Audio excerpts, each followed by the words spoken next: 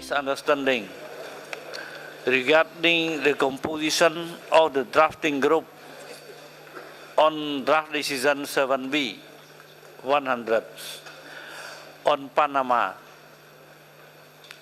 Allow me to remind you that this group has been set up with the aim to help in the drafting of a decision that would be acceptable to everyone in a spirit of consensus and cooperation.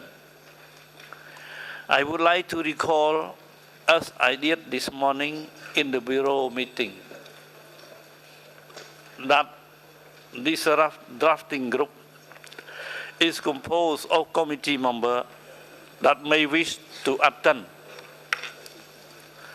Other state parties can attend the drafting group as observer.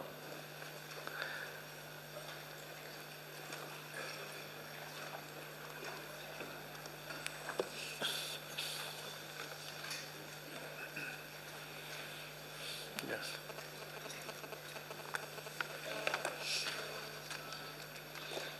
We now proceed with our agenda item 8A, devoted to the tentative list and to the draft decision 37-8A. I invite Mr. Balsamo from the World Heritage Center to briefly present the main issue of document WAC 13/37.com/8A. Mr. Balsamo, you have the floor, please. Thank you, Mr. Chairman. Document 37-8A presents the tentative list of all state parties submitted in conformity with the operational guidelines as of 15 April 2013. In particular, Annex 3 presents a list of all the properties submitted on tentative list received from state parties in alphabetical order. Annex 2 of the document 8A present all the new tentative lists or additions to tentative lists which have been submitted by state parties since the last session of the World Heritage Committee. As of 15 April 2013, of the 180 state parties which have ratified the convention, 172, which is the 90% of the state parties, had submitted tentative lists in accordance with the requirement specified in the operational guidelines, and 18 state parties had not submitted any tentative list. All the nominations submitted for examination in 2013 are included on the tentative list of the state parties concerned. Since the preparation of document 8A for the 36th session of the committee in 2012, 33 state parties have submitted new tentative lists or modified their existing lists. And the number of new properties added to existing tentative list is 80, which brings now the total of sites currently on the tentative list to 1,587. Decision 37-8A is on page 2 of the English version and page 3 of the French version of the document. Thank you, Mr. Chair.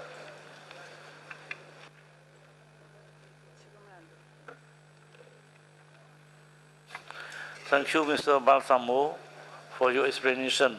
Now I would like to invite state party to express their comment concerning this document and to adopt the draft decision 37-8A. Please, I open for comment.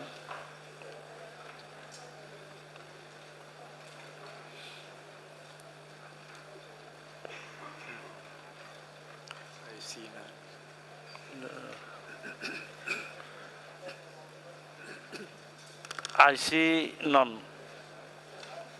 I declare draft decision 37-8A adopted and item 8A closed.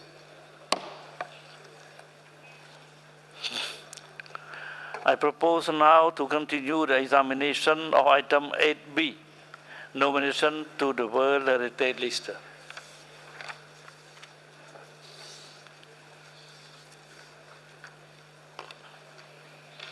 Ladies and gentlemen, it is now time for us to consider the nomination of property to the World Heritage List. I would like to recall that the relevant working document concerning nomination or 8B, 8B.ADD, and 8B.ADD2. The advisory body evaluation can be found in the information document ECOMOS INF.8B1, INF.8B1.ADD, and IUCN INF.8B2, INF.8B2.ADD. Let me recall that document INF 8B3 presents the list of all the nominations received by 1st February 2013, with the indication of those which were deemed as complete. These nominations are not going to be discussed during our debate here, as they are foreseen to be examined at our next committee session in 2014. Document INF.8B4 presents factual errors identified by state parties in the advisory body evaluation in accordance with paragraph 150 of the operational guideline. I have carefully reviewed all letters received and together with the advisory body and the Secretariat, retain only those letters or those parts of it dealing with factual error. These factual errors were distributed to you in the form of this information document in the 2 working languages. They will be announced by the Secretariat before the presentation of the concerned nomination and answered by the relevant advisory body after the presentation. I now invite the Secretariat to add some explication on and to read out the list of factual errors received. Mr. Balsamo, you have the floor. Thank you, Chairman. The following factual errors letter are those included in document of information 8B4. Canada, Pimachu Wing Ake. Canada, Reed Bay Basque Whaling Station. Democratic People's Republic of Korea, Historic Monuments and Sites in Kaesong. Germany, Bergpark Wilhelmshöhe. India, Hill Forts of Rajasthan. Iran, Cultural Landscape of Maiman. Iran, Golestan Pass. Japan, Fujisan. Poland, Bielitska and Bochnia Royal Salt Mines. Portugal, University of Coimbra, Alta and Sofia. Russia Federation, Bulgar Historical and Archaeological Complex. And one for the minor boundary modification of Australia, the Tasmanian Wilderness. Before the presentation of the concerned nominations by the advisory bodies, the Secretariat will announce the related factual error letter, and at the end of the presentation, the advisory bodies will address it. I wish to remind the committee that the full version of all this letter and other ones which have not been deemed as containing factual errors, as well as the document which include the advisory body comments on all the letters, have been uploaded on our web page along with the PDF version of the nomination to be examined by the committee at this session. Thank you, Mr. Chair. Thank you, Mr. Balsamo. Are there any objection?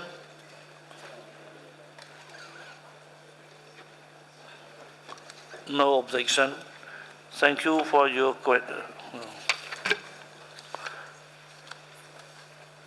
Let's now move to the first set of draft decision concerning this item, which are the proposed changes to name of property inscribed on the World Heritage List. I invite Alessandro Balsomo to present it. Item, please. Thank you, Mr. Chair. For this session of the committee, we received 7 requests for changes to names of properties already inscribed on the World Heritage List. And if there are no objections, in order to save time, I will present them all together, and the committee will deal with the adoption of the related draft decision at the end. The first request comes from Cuba and deal with Old Havana and its fortification, inscribed on the World Heritage List in 1982. In order to make the English name correspond to the French name, the committee is asked to approve a change to the English name, which becomes Old Havana and its fortification system. The second request is from the Irish authorities about archaeological ensemble of the Band of the Boyne, inscribed on the World Heritage List in 1993. The committee is asked to approve the proposed name change, which becomes, and I excuse my pronunciation, Brunabone, Archaeological Ensemble of the Band of the Boyne in English, and Brunabone, Ensemble archéologique de la Vallée de la Boyne in French. The third request for name change comes from the Polish authorities and deals with the wooden churches of southern Little Poland, inscribed on the World Heritage List in 2003. And the committee is asked to approve the proposed name change, which becomes Wooden Churches of Southern Malopolska in English, and Église en bois du Sud de Malopolska in French.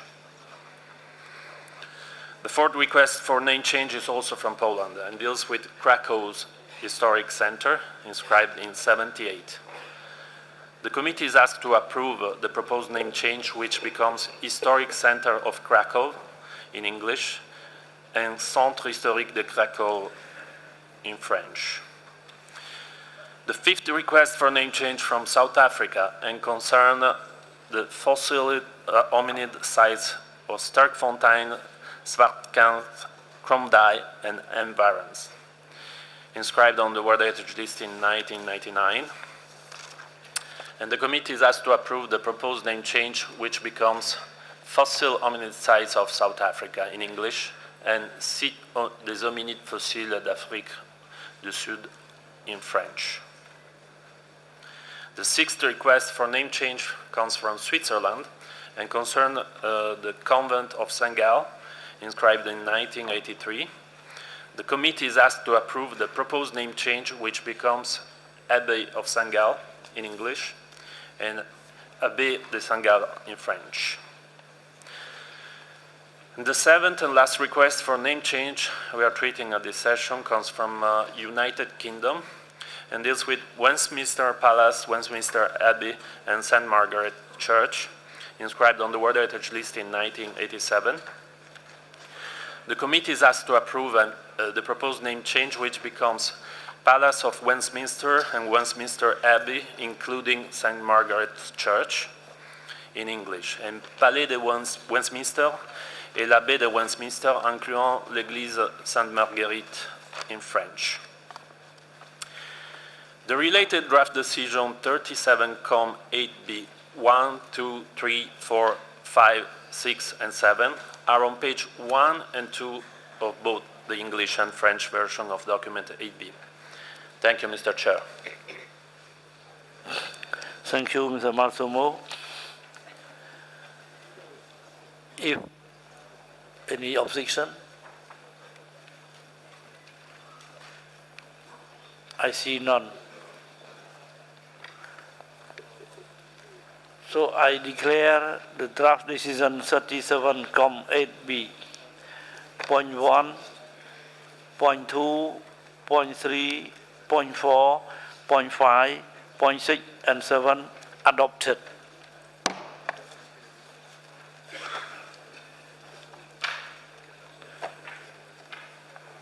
Our next point on this agenda, item 8B, deal with withdrawal of nomination to be examined by this session of the committee.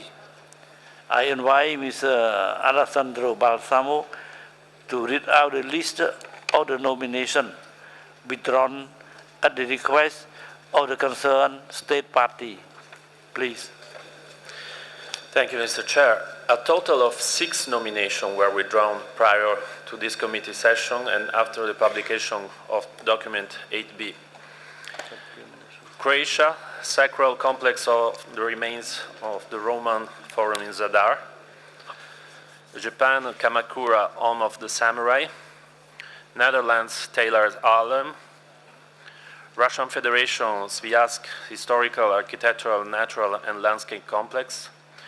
Turkey, historic city of Alanya. And Vietnam, Cat Tien National Park. Following these 6 withdrawals, the committee will have to examine 30 nominations, and among them there are 8 for natural sites, 3 for mixed sites, and 19 for cultural sites. And let me take this opportunity to remind you that we installed the PDF version of all the nominations to examine at this session, which are on 3 computers installed out of this room in front of the elevators on your right. Thank you, Mr. Chair. Thank you, Mr. Balsamo. Are there any comments?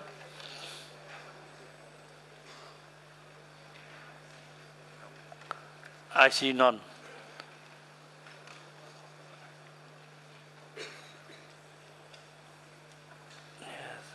As we begin with the examination or nomination, I would like to take this opportunity to recall 2 essential procedures concerning nomination to be examined. Firstly, as you may recall, the committee is requested to examine the recommendation and draft decision presented in the relevant document, and in accordance with paragraph 153 of the operational guideline, take its decision following 4 category inscription. Decision not to inscribe, referral and deferral. The committee may decide to inscribe a property on the World Heritage list, paragraph 154 of the operational guideline. The committee may decide that the property should not be inscribed on the World Heritage list, paragraph 188 of the operational guideline. The committee may decide to refer back a nomination to the state party for additional information, paragraph 159 of the operational guideline. The committee may decide to defer a nomination for more in-depth assessment or study or a substantial revision by the state party, paragraph 160 of the operational guideline.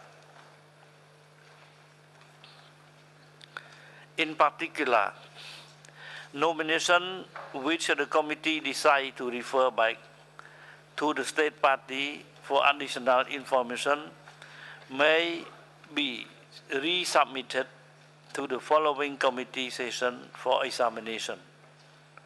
For a refer nomination, there is no new nomination file be prepared, and there is no evaluation mission of the relevant advisory body foreseen to the property. If the committee decides to defer a nomination, it means that an in-depth assessment or study or substantial revision of the nomination filed by the state party is needed. Therefore, a new nomination should be submitted by 1st February, which will be re-evaluated by the relevant advisory body during the full year and a half evaluation cycle according to the procedure and timetable outlined in the paragraph 168 of the operational guideline. Secondly, on the specific issue of submission of additional information on nomination, I would like to recall that each of paragraph 148 as well as the nomination timetable of paragraph 168 of the operational guideline, which establish the deadline for the submission of additional information on nomination, and say the evaluation and presentation of the advisory body should not take into account or include any information submitted by the state party after 28 February in the year in which the nomination is considered. We can now proceed with the examination of nomination. We will begin with the natural nomination, followed by mixed and then cultural nomination. As in the past, for ease of reference, the page number in the advisory body evaluation document are also shown in the PowerPoint presentation. I am going to call on IUCN and ECOMOS to be concise in their presentation, as you will be allocated only 5 to 8 minutes to present each nomination depending on its category. That means 8 minutes for mixed size nomination, 7 minutes for large serial nomination. Thank you in advance for your cooperation. Before we start the presentation concerning nomination to be examined, I give the floor to IUCN for a brief presentation of the evaluation process. Please, IUCN, you have the floor. Thank you, Chair. Good morning, and good morning to the committee. In a moment, Mr. Peter Shady will join me on the podium for the presentation of nominations, but before that, as announced, I'd like to open with a short explanation of our work on the World Heritage evaluations this year. Next slide, please. I can confirm firstly that IUCN has considered all of the nominations we are asked to evaluate through the required processes, considering the need to address the questions of the World Heritage criteria, as well as the requirements for integrity and also for protection and management. And IUCN's report covers all of those aspects that are required to put in place to meet the requirements of outstanding universal value for inscription on the World Heritage List. Next slide, please. Also a familiar slide to the committee, but IUCN would like to recall the expectation in paragraph 52 of the operational guidelines that the Convention is not intended to ensure the protection of all properties of great interest, importance or value, but of a select list of the most outstanding from a global viewpoint. And so in assessing outstanding universal value, we assess sites in relation to other global systems of protection, also the importance and growing importance of regional networks to recognize heritage, as well as importance at national level. Next slide, please. IUCN's principles for the evaluation are shown on this slide, and I will not attempt to read those out, but please see them if you wish. But I would emphasize, firstly, the clear role that World Heritage sites play as flagships for global conservation, and the need to set the highest standards for their listing and for their conservation. We also note that we access the expertise of other organisations, notably on the geological sciences from the International Union of Geological Sciences, and also from the International Association of Geomorphologists, and we would like to warmly thank them for their partnership and support, both to IUCN but more to World Heritage as a whole. If I'm just passing thanks, I would also wish at this moment to thank all those people in the IUCN World Heritage Programme who put so much effort into the work to support the committee, but particularly for the evaluations, to acknowledge the support that we received from the World Commission on Protected Areas of IUCN, the Species Survival Commission of IUCN, who provide an enormous amount of volunteered expertise without which this committee could not receive the advice that we give it.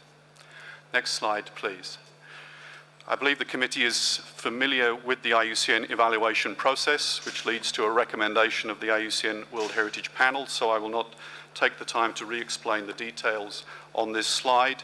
But I would like to note that following discussions at the committee last year, IUCN has put online our panel membership, the terms of reference for our panel, the format for the reports which evaluators make from the field, and the format of input which we request reviewers to provide. So all of the documentation and the panel process that we have documented is in the public domain and available now.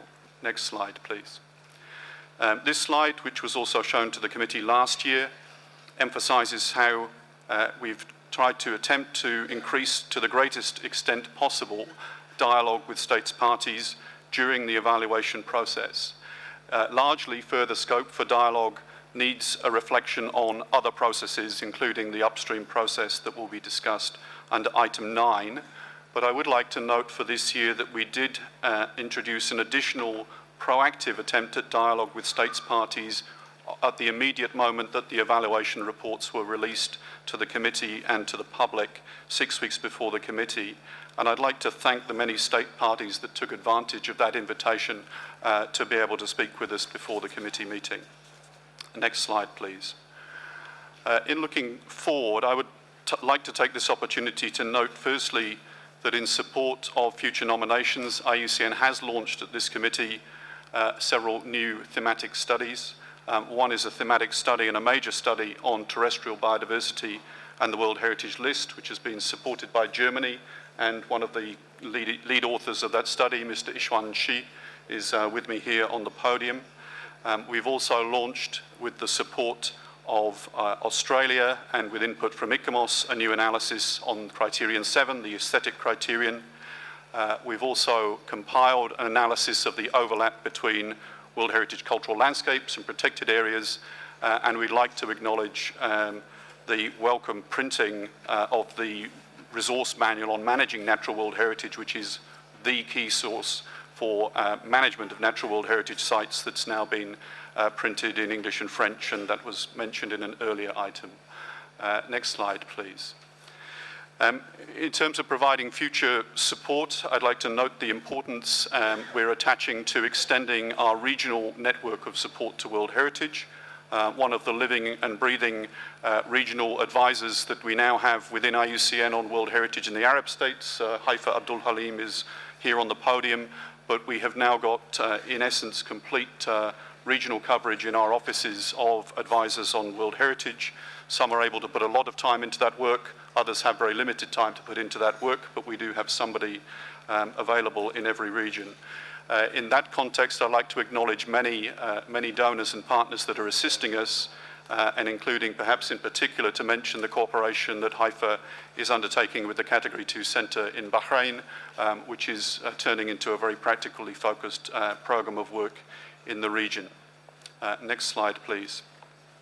We also have at this committee the outcomes of a major workshop, again with the support of Germany and the German Nature Conservation Agency, BFN, which was held earlier this year to reflect on how we could improve and make more effective the IUCN World Heritage Programme.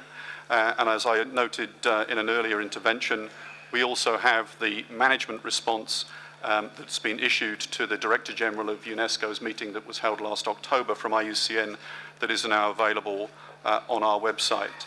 We're also just concluding a periodic review of the IUCN programme, which follows up the last review undertaken by Professor Christina Cameron, and the results of that review and our management response to it will also be transparently available to all of you, and I'd like to thank many of the people that are in this room that have provided input to that review process. Next slide, please. I'd like to note that following the review of our evaluation process, engagement with communities and Indigenous peoples that was reported to the committee last year, we have introduced some additional consultation procedures within the evaluation process and also outreach process for review, including explicit mention of communities in all of the evaluation reports before you, and I'd like to thank the many organisations focused on communities and Indigenous peoples that are starting to provide direct input to our work. And I'd also like to note the issue of the importance to improve the integration of considering cultural and natural heritage, where we believe there is a need for some new modalities of coordination between IUCN and ICOMOS, which may get discussed, if you so wish, in the mixed site evaluations this year. And we would propose to bring back further reflections to this committee next year, having discussed that further with ICOMOS.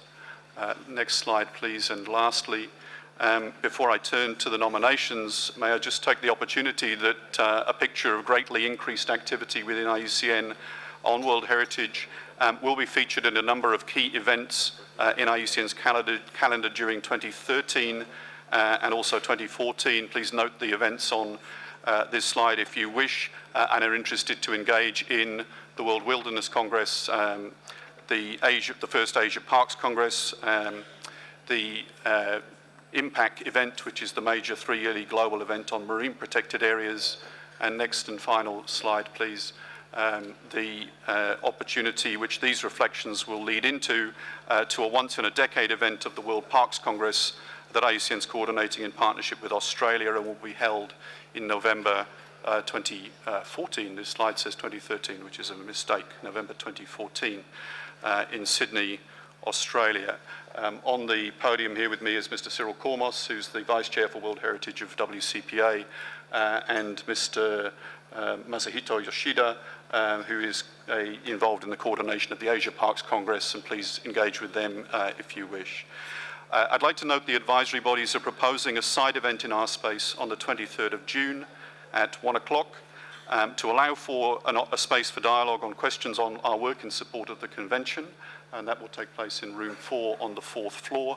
But if there are any points from the committee at this moment, Mr. Chair, we'll be happy to take them, or otherwise we may pass to begin to present the nominations. Thank you, Chair.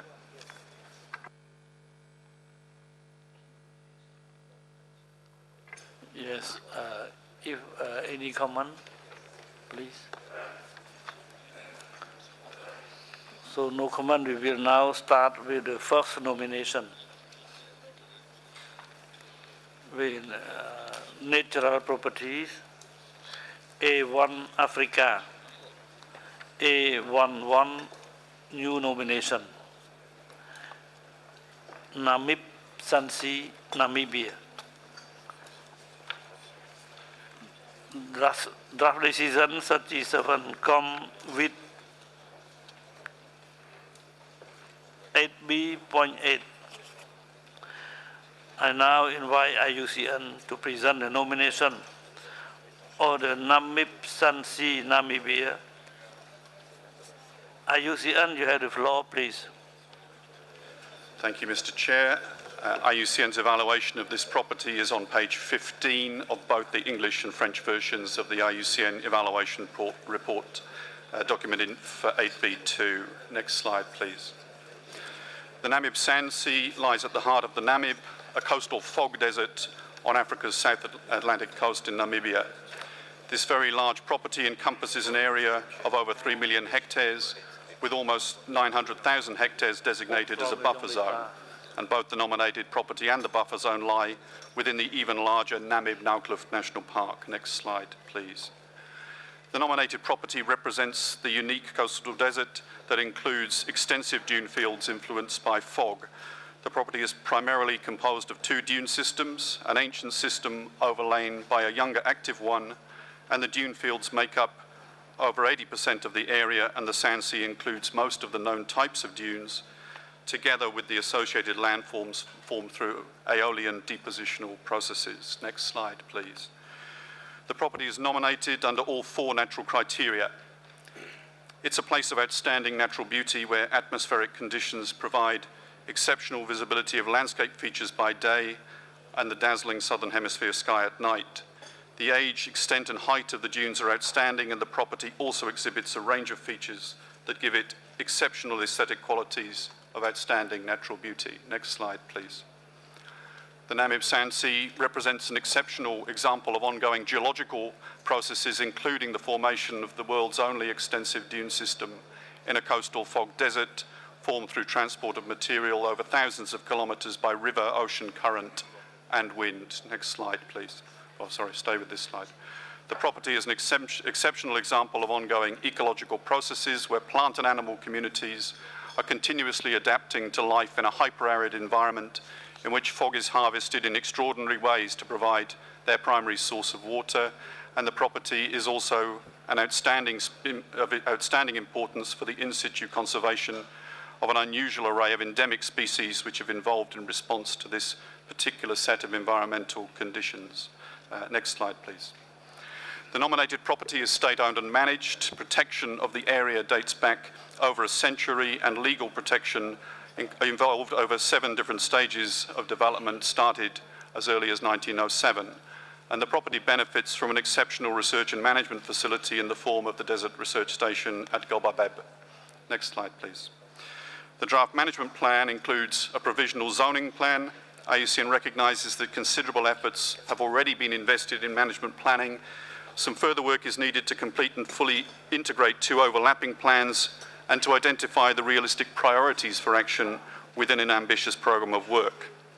There are some notable threats, particularly the need to manage tourism, and we would like to note the important decision the state party has taken to extinguish mining licence within the property to enable the nomination to proceed. There's evident community engagement, and first-hand discussions were held with the Indigenous peoples involved in this area to confirm their support for the nomination. Next slide, please. IUCN would also like to note the good example this site provides in the programme of work on the upstream process. It is, I think, the first site in that process that comes forward with a positive recommendation for inscription. And in particular, we would want to note the successful engagement of the state party in the capacity building work on African nominations that's been supported by the African World Heritage Fund, in which IUCN, the other advisory bodies and the World Heritage Centres have all engaged. And in turn, this has supported the recognition of an area which has long been identified as a clear gap on the World Heritage List. Next slide, please. IUCN therefore considers that the nominated property meets all 4 natural criteria, as well as the integrity and management requirements for inscription on the World Heritage List, and we recommend unequivocally the property be inscribed on the list. And I'd like to note that if the committee is so minded to accept this advice, this will be the first natural site inscribed on all 4 natural criteria on the World Heritage List since 2003, and one of only around 20 such inscriptions, and we believe that is a status that is fully warranted. Chair, the draft decision is set out in page 5 of both the English and French versions of Working Document 8B. Thank you, Chair.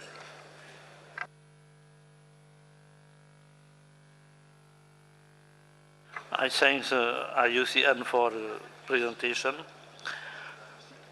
Now, are there any comment? Please.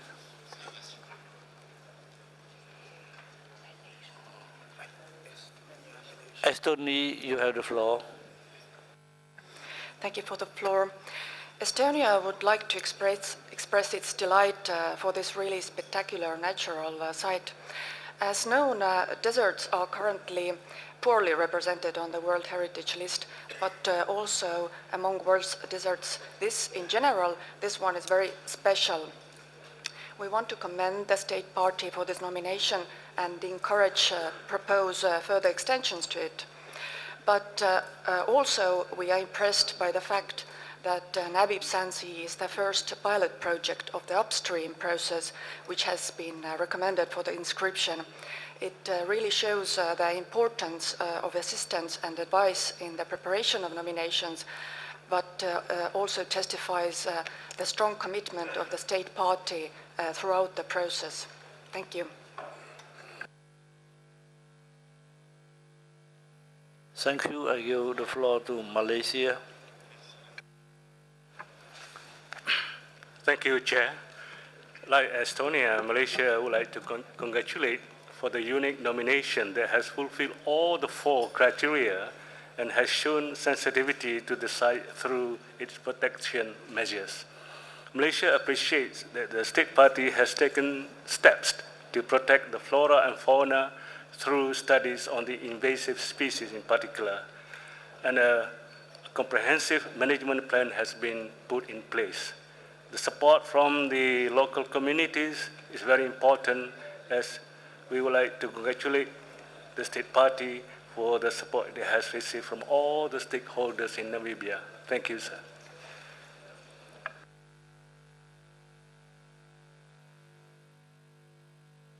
I invite Russia to take the floor, please. Спасибо большое. Российская Федерация поздравляет Намибию с вписанием в список всемирного наследия столь замечательного объекта. Мы от всей души поздравляем вам и желаем, чтобы теперь осталось самое малое – это правильно содержать этот объект и заниматься его консервацией. Спасибо.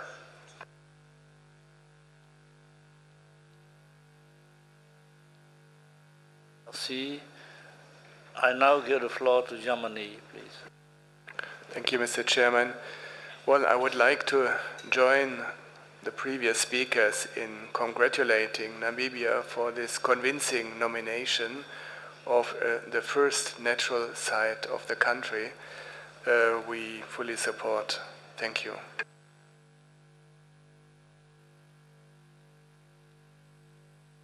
La Suisse, vous avez la parole. Merci, Monsieur le Président. Nous voudrions aussi congratuler l'État parti pour cette nomination réussie et surtout pour l'exemple qu'il a donné dans ce cadre du processus en amont en collaboration avec le Fonds du patrimoine mondial pour le patrimoine mondial africain et son engagement fort dans un processus en amont technique et réussi. Merci.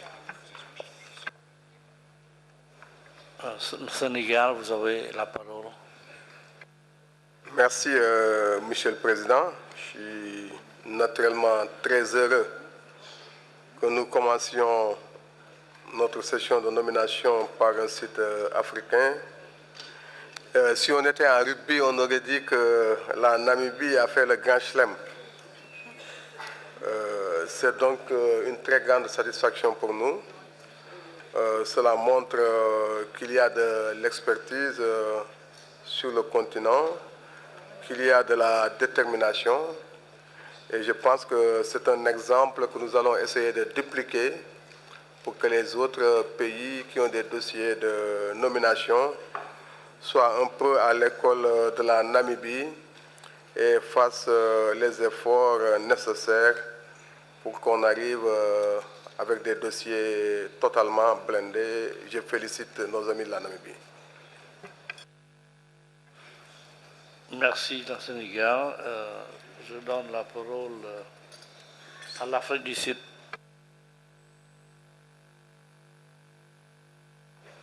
Thank you, Chair. We wish to join in congratulating Namibia for having done an impeccable job in listing, whilst it's a new site, but have 4 criteria, which is a rarity in most nominations. The nomination of this site will contribute towards a global strategy for a representative, a balanced and credible world heritage in our region. Thank you.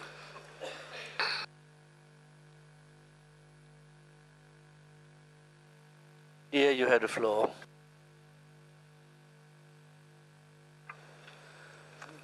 Thank you, Chair. We would like to compliment the State Party of Namibia for very successfully bringing forward the nomination. The deserts are a very important gap on the World Heritage List, and this nomination, this successful inscription, will serve to plug this gap. We would also like to compliment the IUCN for very successfully carrying forward the upstreaming process. And as we understand, this is the first successful example of doing that.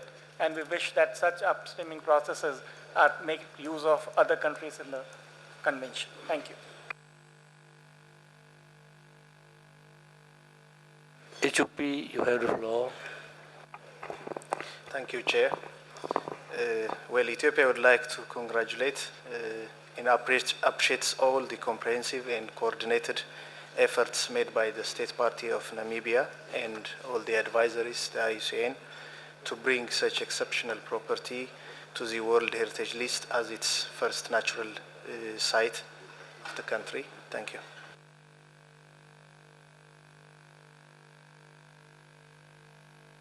Give the floor to Qatar. شكرا سيد الرئيس. نود بدورنا أن نهنئ ناميبيا على هذا الملف المتكامل الذي سمح بالتوصية لتسجيل هذا الموقع الطبيعي الجميل، والملف قد غطى المعايير الأربعة المطلوبة للتسجيل، فنهنئهم على هذا الملف الجيد. شكرا.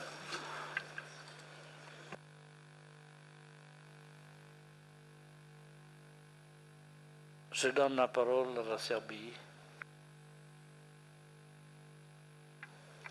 Thank you, Chair.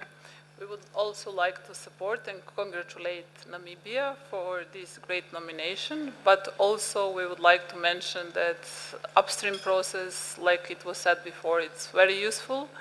And also we are pleased to see that there are good nominations from all the continents this year, so it shows that upstreaming process and role of advisory body, IUCN in this case, is very useful. Thank you.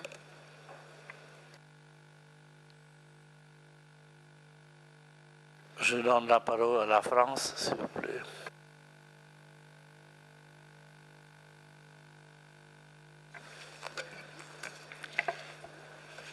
Merci, Monsieur le Président. Nous voudrions également nous joindre à ces félicitations et vraiment féliciter très sincèrement la Namibie qui satisfait par ce dossier aux 4 critères. Et nous saisissons cette occasion pour remercier également l'UICN pour son remarquable travail. Merci, Monsieur le Président. Mali, vous avez la parole.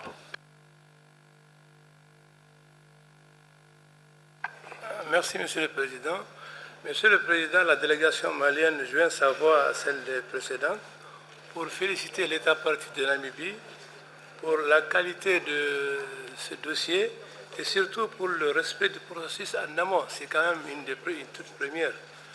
Par ailleurs, nous saisissons également l'opportunité pour adresser toutes nos félicitations à l'IUCN pour la qualité de l'évaluation du dossier. Merci.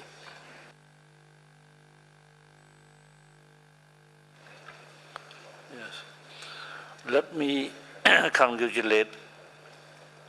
No more comment? No more comment? Huh? Colombia. Gracias, señor presidente, por otorgarnos el uso de la palabra. Nosotros también queremos sumarnos a las felicitaciones que se le han dado al Estado parte de Namibia.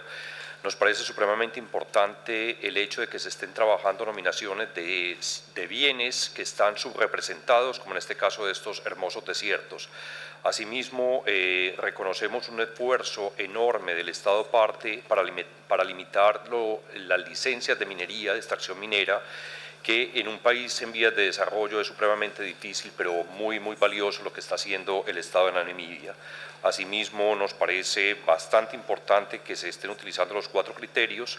Y por último, quisiéramos también exaltar la muy positiva labor que ha hecho la UICN de un trabajo coordinado y exitoso con el Estado parte. Muchas gracias.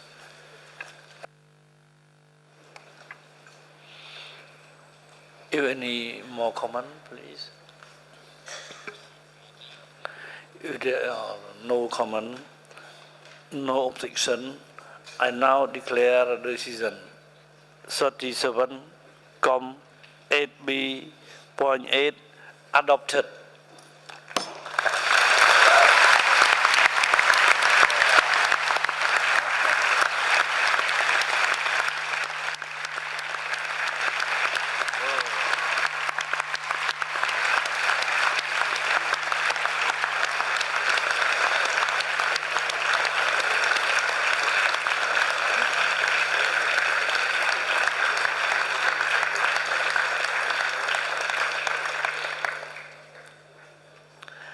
me congratulate Namibia on behalf of the entire committee for the inception of their highly qualified property in Namibia.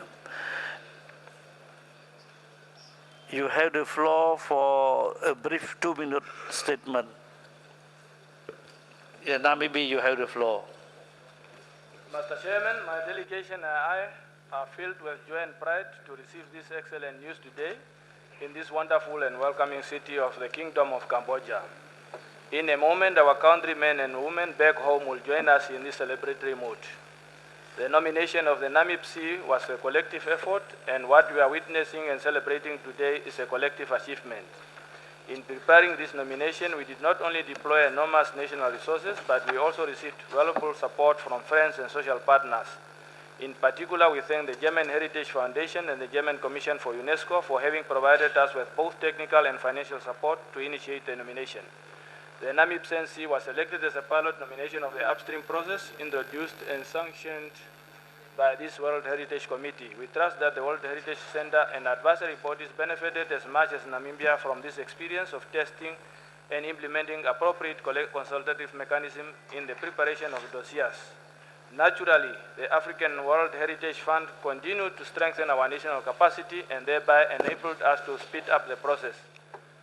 This is the second site of Namibia to be inscribed on the World Heritage List, and we will continue to count on the support of the committee and all of our partners for future nominations. On behalf of the government and the people of Namibia, in particular the local community in the surrounding area of the property, I wish to express our profound gratitude to the international community for its solidarity and cooperation on this occasion. Allow me now, Mr. Chairman, to give the floor to my chief to greet and thank the committee in a true Namibian fashion. Kai kankans, kau sa ainuat ni wan amsa ai khanam nustite. Kan ra Namibia ni kai tuis koinge ne di ikain asa neng hup ai ting house na khota he chikhana he chikhari khotwa bas aroma kai kankans. Thank you.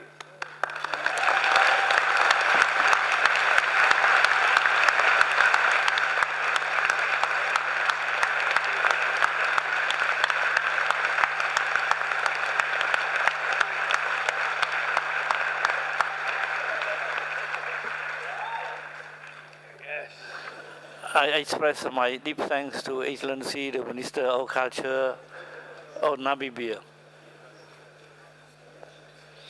Now we came to A.1.2, extension of property already inscribed on the World Heritage List. Lawa Wildlife Conservancy and Nagar and Nadar Forest Reserve, Kenya, extension of Mau Kenya National Park Natural Forest. Draft decision 37,8B.9. I now invite IUCN to present the extension of Mau Kenya National Park / Natural Forest to include Lawa Wildlife Conservancy and Nagar and Nadar Forest Reserve, Kenya. IUCN, you have the floor, please. Thank you, Mr. Chair. IUCN's evaluation of the Mount Kenya Lua Wildlife Conservancy is on page 3 of both the English and French versions of the IUCN evaluation report. Next slide, please. The proposed extension consists of Lua Wildlife Conservancy and Ngare Forest Reserve, an area of 19,834 hectares located in northern Kenya. The nominated property is surrounded by a complex of 9 protected lands that form a buffer zone of over 69,000 hectares. The proposed extension is connected to the Mount Kenya National Park Natural Forest World Heritage Site via a narrow elephant corridor of just under 10 kilometres, which traverses farming land and is located in the buffer zone. Next slide, please. The property is nominated under 2 natural criteria, 7 and 9. In relation to criterion 7, the outstanding natural beauty derives from the diversity of landscapes and the visual contrast between Mount Kenya looming above the Kenyan highlands and the flat arid grasslands and sparse wooded plains of the Lua Wildlife Conservancy and Forest Reserve. The proposed extension secures outstanding middle and long distance viewscapes of Mount Kenya itself. Next slide. In relation to criterion 9, the extension adds an additional set of ecosystem processes and species diversity that are currently not part of the Mount Kenya World Heritage Site by incorporating lower lying foothills and arid habitats of high biological richness and diversity. The extension adds ecotones from high altitude afrotropical montane ecosystems to semi-arid East African grasslands and savanna, and so provides for a more ecologically intact World Heritage Site. Next slide. The property also lies within the traditional migration route of the African elephant population of the Mount Kenya Somali Maasai ecosystem and has always been the traditional dry season feeding area for elephants. A 9.8 kilometre long elephant corridor was constructed to link Mount Kenya through the Forest Reserve and into the Lua Wildlife Conservancy. This corridor has been in operation since December 2010 and follows a natural drainage valley which provides food and cover for the animals. The corridor has an electrified fence and passes under the A2 road. Monitoring has confirmed that the corridor has proved highly successful, with more than 400 elephant movements recorded as having used the underpass since January 2011. These animals have re-established their original movements that now extend northwards over some 250 kilometres from Mount Kenya to Samburu National Park and the Matthews Range. IUCN would like to highlight the critical importance of this corridor to connect the two components of the serial extension. The property is well protected. Lua Wildlife Conservancy is a private protected area managed for the conservation of biological diversity and thus has met the national legal requirements for designation as a conservancy. Kenyan government policy promotes conservancies as a strategy to improve biodiversity conservation. Lua Wildlife Conservancy is managed by a board of trustees, is staffed by over 300. Both staff and visitors are bound by a code of conduct that governs activities. Whilst the property is subject to a range of threats common to the Mount Kenya World Heritage Site, management programs are in place to address these, and they are not considered to pose a serious threat to the property's values. Both the Lua Wildlife Conservancy and Ndare Forest Reserve have individual management plans specific to their areas of jurisdiction, although they are based on different timeframes. 3 institutions, Kenya Wildlife Service, Kenya Forest Service, and the Lua Conservancy Board of Trustees, will require close coordination to manage the serial property. All are signatories to the Mount Kenya Ecosystem Management Plan, which provides an overarching management planning framework. So in summary, Mr. Chair, IUCN considers the property meets the relevant natural criteria, integrity protection and management requirements when considered as an extension to the Mount Kenya site.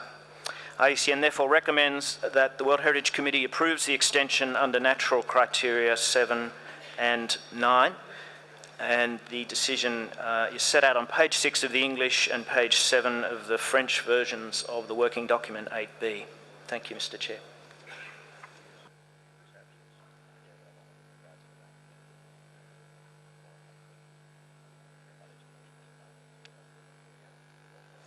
Thank you, IUCN. If there are any comment, please.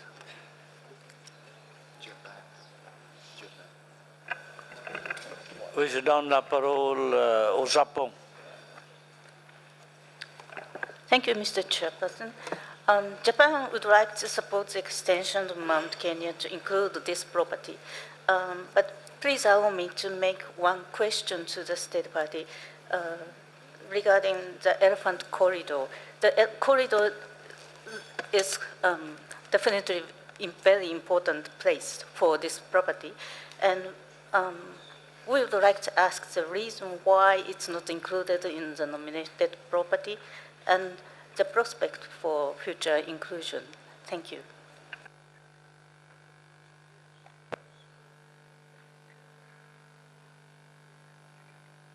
The floor to Germany. Thank you, Mr. Chair. I would like to congratulate Kenya for this extension which contributes to enhancing ecological connectivity and with this integrity of the property. This nomination shows that a serial approach can be used to strengthen the ecosystem protection. And the fact that a private protected area is included in the serial property is a good example of the variety of governance models for World Heritage Sites. And I wish that this could be explored in further nominations from whatever region. Thank you.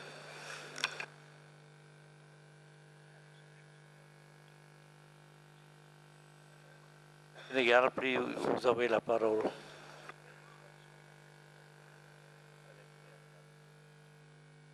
Merci, Monsieur le Président. Je me réjouis déjà de cette perspective. Nous sommes habitués, et le Kenya est un très bon élève du patrimoine et un bon leader pour le groupe Afrique. Nous ne sommes pas trop surpris de cette proposition, mais je me réjouis surtout du fait qu'ils aient établi avec beaucoup d'intelligence un continuum entre deux espaces pour permettre à cette grosse faune de ne pas se retrouver devant des barrières infranchissables et de pouvoir ainsi continuer ces migrations séculaires indispensables au maintien de l'espèce. Je pense que le Kenya, de toute façon, le dira mieux que moi et il serait utile de donner la parole à l'État partie. Bon, je donne la parole à Éthiopie avant d'inviter l'État parti. Thank you, Chair. We would like to join the very good, intelligent effort made by Kenya and would like to congratulate the State Party of Kenya. I share all the explanation made by my colleague from Senegal.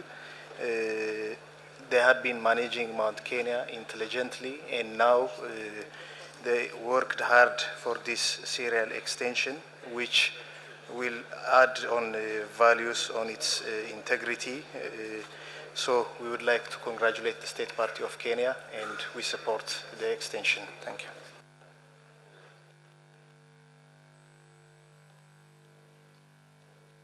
Oui, il y a la question tournée envers l'État parti, donc j'invite l'État parti de prendre parole. Please. Thank you, Mr. President. The question from Japan is very relevant, and they have the right as committee members to ask it because Kenya government and all the stakeholders involved also recognize the need in future. Maybe next year we'll come and ask for that to be included. So we agree with their question. What they want to be done is what the government wants to do plus the stakeholders. But for this time, we only wanted to do this extension and we move slowly, but to assure them the animals are very well protected by all the stakeholders around the mountain. Thank you.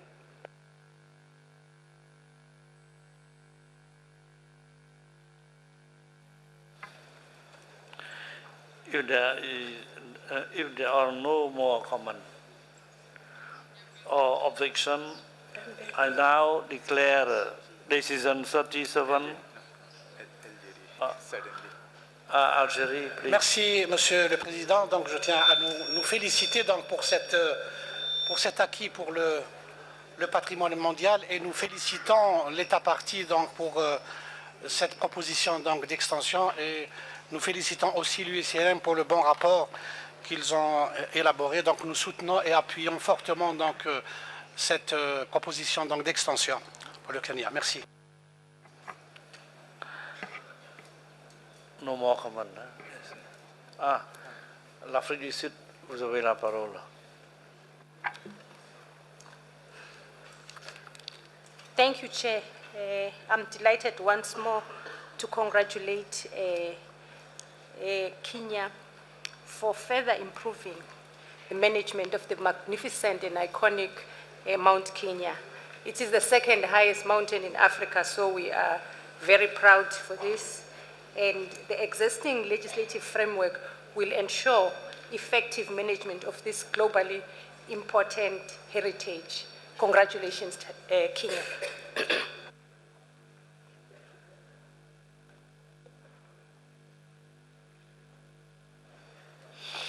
If there are no more comments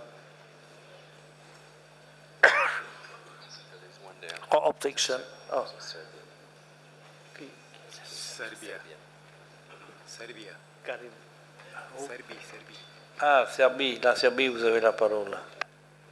Serbia would also like to congratulate Kenya and to support extension of the borders. Thank you. More comment, please.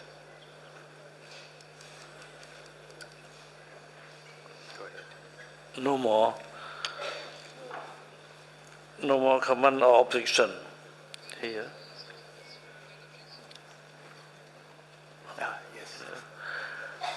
I now declare the decision 37,8B.9 adopted.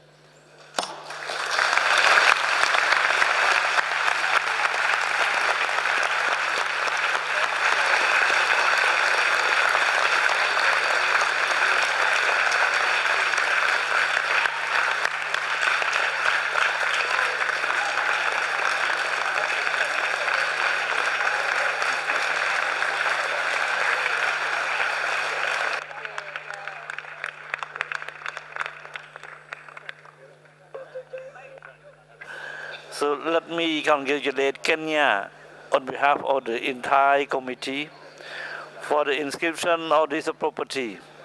Kenya, you have the floor for a brief 2-minute statement. Thank you.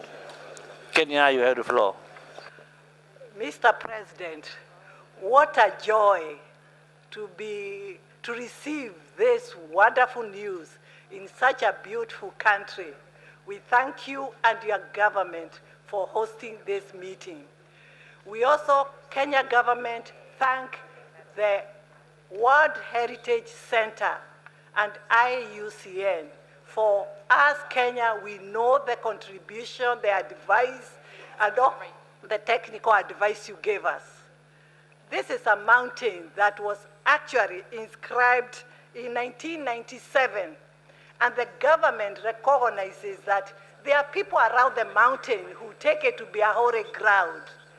There are others who want to make sure the animals are not touched. It's one of the most impressive landscapes in East Africa, if not the most beautiful one. It is the second highest peak in Africa, and I want also to thank the Lewa Wildlife Conservancy and all the stakeholders around the mountain who have agreed to work as a team and to preserve this famous mountain in Kenya and all its surroundings. Thank you very much for what you've done, all the committee members. God bless each one of you. Thank you.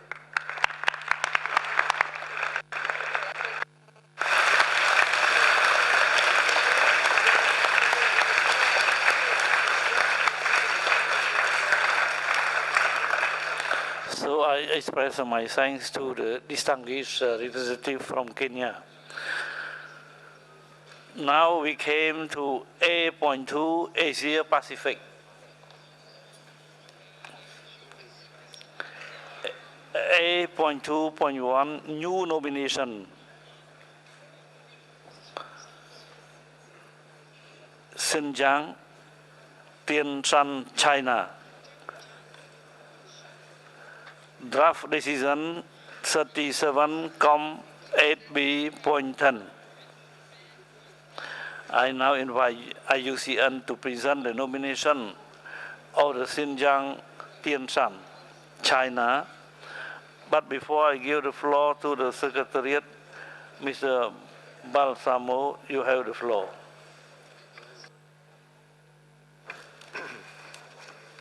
Thank you, Mr. Chairperson. It's just to announce that we received a factual error letter on this nomination, which is online but not in document 8 before. Thank you, Mr. Chair.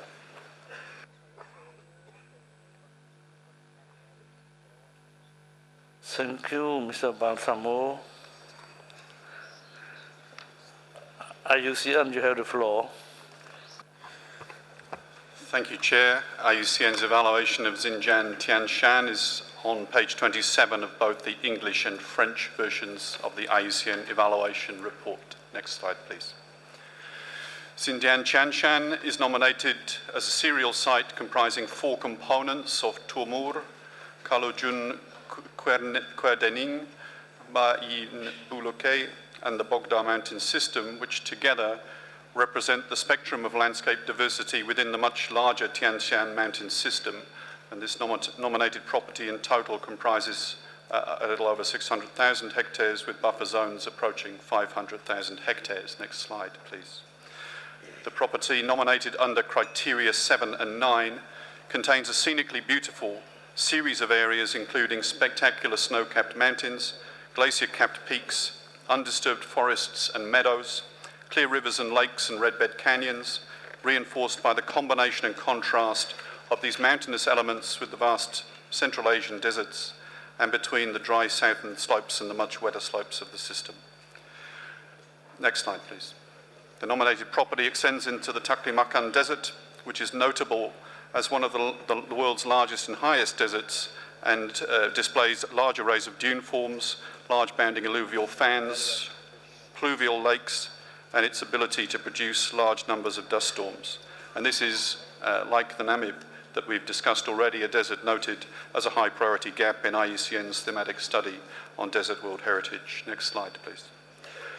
Many kinds of landforms have developed in the nominated property, the grand mountainous plains and terrace landforms, as well as typical modern glacial landforms, ancient glacial landforms, and redbed canyons.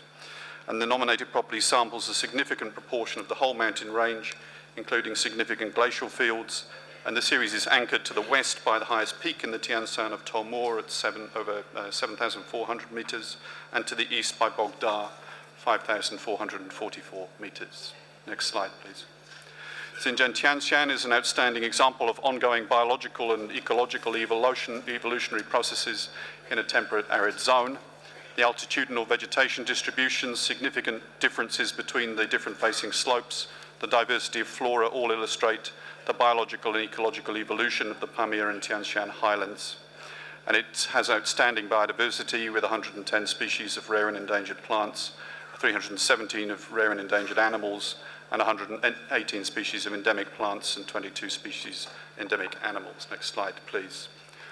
All the components, as presented in the nomination file, are protected via a range of national laws and regulations governing protected areas, wildlife, grassland management, and the use of water resources.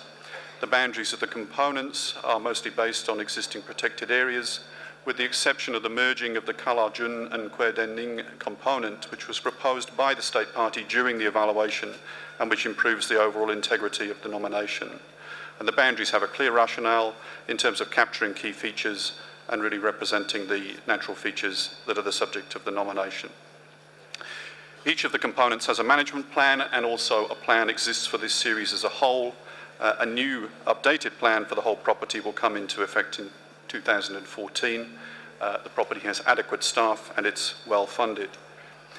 Special attention needs to be given to ensuring effective management, planning and coordination across all of these components, which are geographically well separated from each other. We also consider future efforts should include considering the opportunities to extend or add to the property, given the very large scale of the Tian Shan mountain range. And importantly, this should also consider the possibility of initiatives with neighbouring countries to consider possible transnational opportunities to extend protection of the Tian Shan system. And we're aware of some parallel efforts to possible World Heritage listing that are underway in that regard. In addition, we recommend that the nomination poses some questions for further reflection in China on the opportunities to include traditional grazing and other use within areas considered for nomination as natural sites. Next slide, please. In summary, IUCN considers that this property meets the relevant natural criteria the integrity and protection and management requirements, and we recommend that the committee inscribe it upon the World Heritage List. And IUCN's draft decision, the draft decision is recommended, is on page 9 of both the English and French versions of Working Document 8B, Chair. In relation to the factual error letter, so that was submitted by the State Party, I would understand from the fact it was not included in the document that's been circulated that the conclusion of the chairperson is that the information is not a factual error, and our assessment of that information is that it was a useful update of progress in the type of protected area status that will be accorded to the Kalajung Kwedening component of the property. It was a very specific point which I think we would be happy to acknowledge as updated information, and seems to report continued progress in that regard. Thank you, Chair.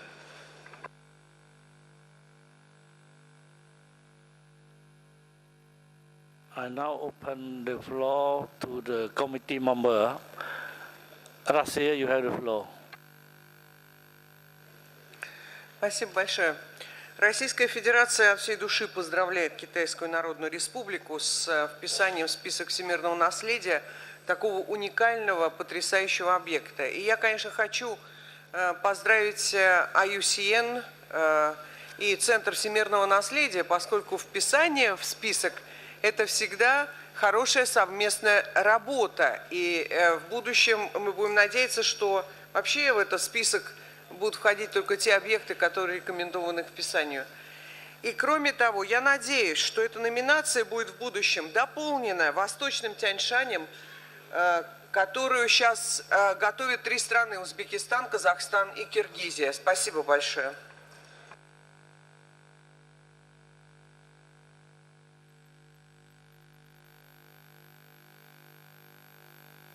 Thank you. I give the floor to Malaysia. Thank you, Chair.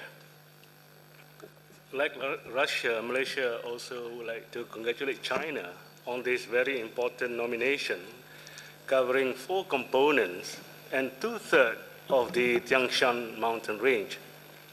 However, Malaysia hopes that the neighboring countries, such as Kazakhstan, Uzbekistan, and Kyrgyzstan, will take similar steps in protecting the other 1/3 of the Tian Shan mountain range. Thank you, sir.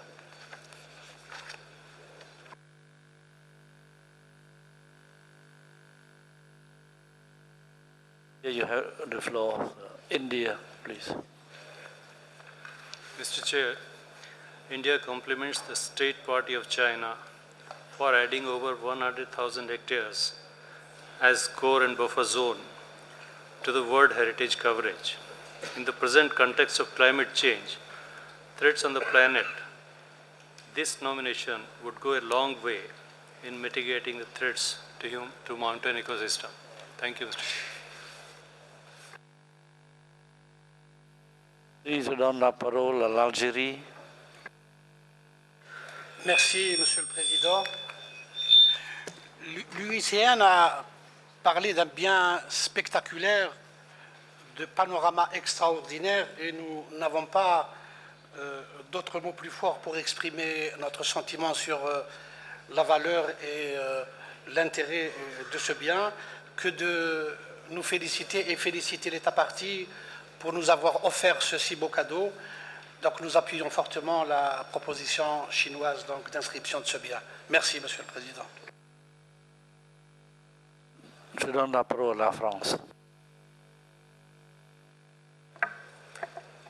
Merci, Monsieur le Président.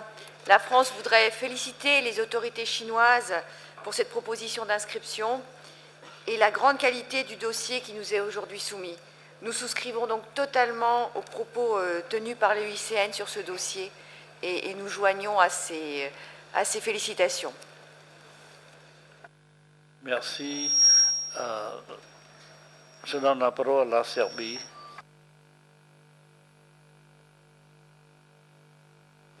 Thank you, Mr. Chair. So we would like to congratulate China for a good nomination. And also, it's really important that we have a really good site with different habitats and relic species included. And what we believe it's particularly important that we have a qualified management and capacities to carry the management plan and implement it, which will be good for the future work. So congratulations again.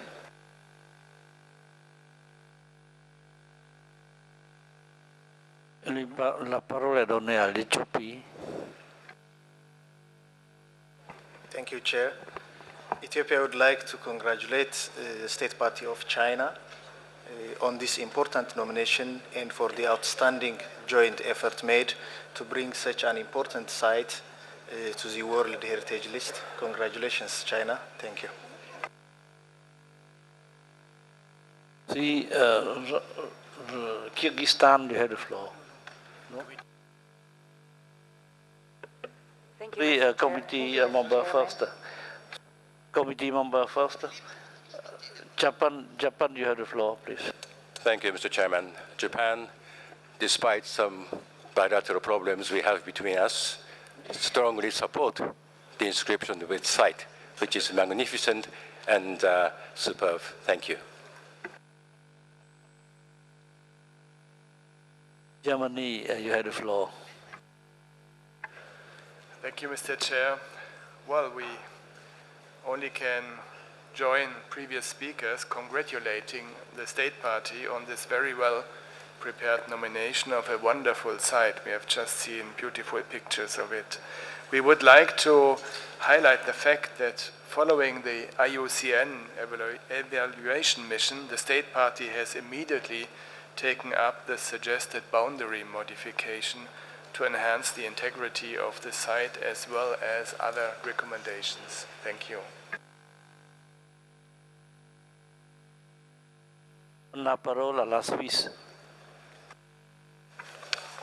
Merci, Monsieur le Président. La Suisse voudrait à son tour saluer la très bonne qualité du dossier qui nous a été soumis et souligner également que cette qualité et les efforts qui ont été entrepris pour le constituer nous paraissent de bon augure pour que le dossier, la région, soit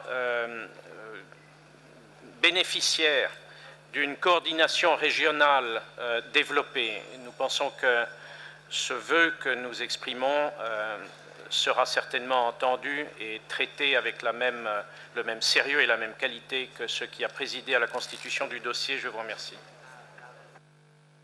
I invite Thailand to take the floor. Thank you, Chair. The Thai delegation would like to register our high commendation to the State Party China for its great effort which have led to the culmination of the nomination of serial property and 4 components, and the buffer zone, which is so large, it's almost 500,000 hectares, and as evident by the magnificent picture we have seen on the screen. Thank you very much.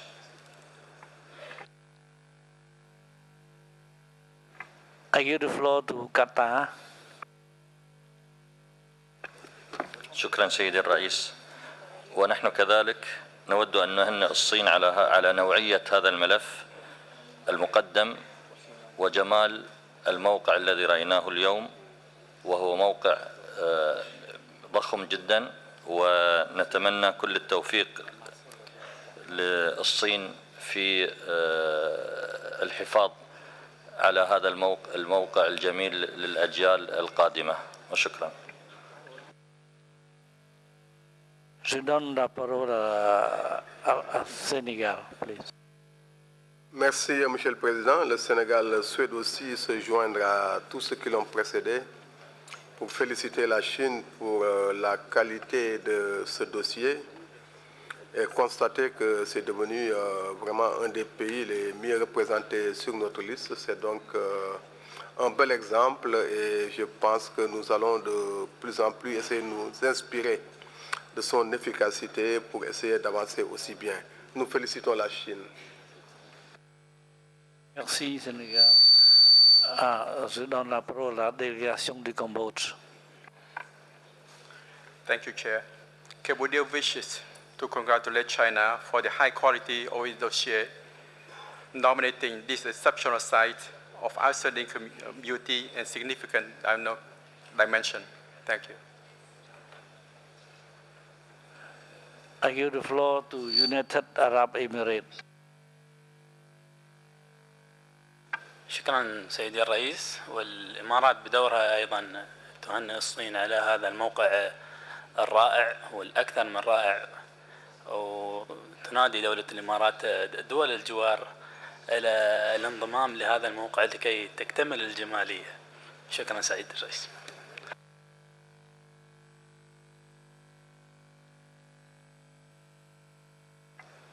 We don parole Kyrgyzstan. Kyrgyzstan, you have the floor. Kyrgyzstan, please. Yeah, thank you once more, Mr. Chairman. I also would like to join all countries congratulating China for preparation and the submission of this nomination, which of Xinjiang Jinshan, which has surely the universal value for all of us, and highlighting the point of Malaysian delegation.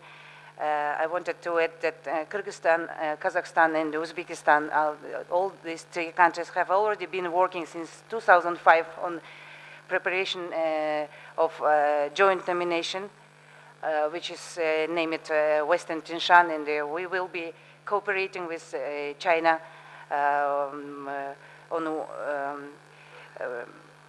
in future in the joint management of our sites located in Western Tingshan. Thank you very much. Congratulations once more, China. Je retourne à l'État membre du comité. Je donne la parole à la Mali, please. Merci, Monsieur le Président. Monsieur le Président, nous saisissons l'opportunité pour féliciter l'État parti de Chine pour la qualité du dossier et féliciter également l'INCN pour l'évaluation. Et au passage, nous notons avec satisfaction que nous venons d'inscrire ce matin un deuxième type de désert. Donc le désert est de plus en plus représenté sur la liste du patrimoine mondial. Merci. I give the floor to South Africa. Thank you, Chair. South Africa wishes to join in congratulating China in this good work it has done. This is an enormous site. It sets a very good example, and China has lived up to the size of its country by making sizable achievements. Thank you. Give the floor to Kazakhstan.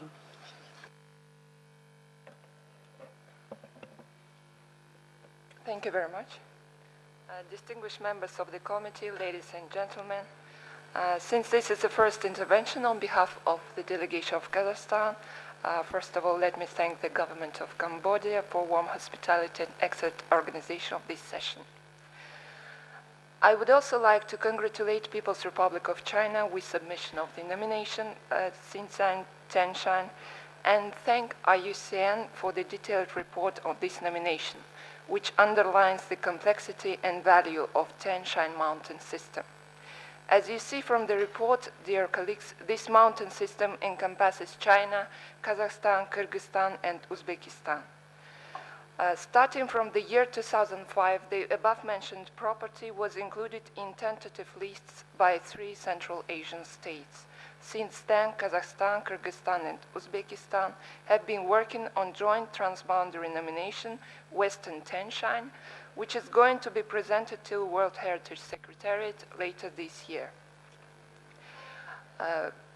Therefore, World Heritage Center and its advisory bodies were aware that 3 Central Asian states have been already working on the transnational nomination, And we have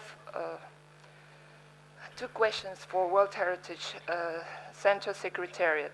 First is why World Heritage Secretariat did not recommend Chinese side to consider joining transnational nomination that 3 other states were already working on. And second, why we were not informed that China is working on the nomination of the same property in order to invite our colleagues to join transboundary nomination.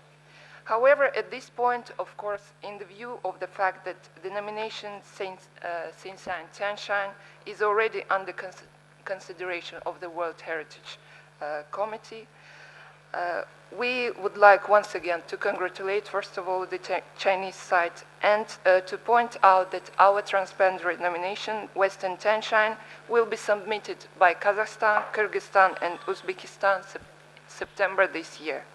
We hope that our nomination will be treated as an independent nomination. Thank you for your attention.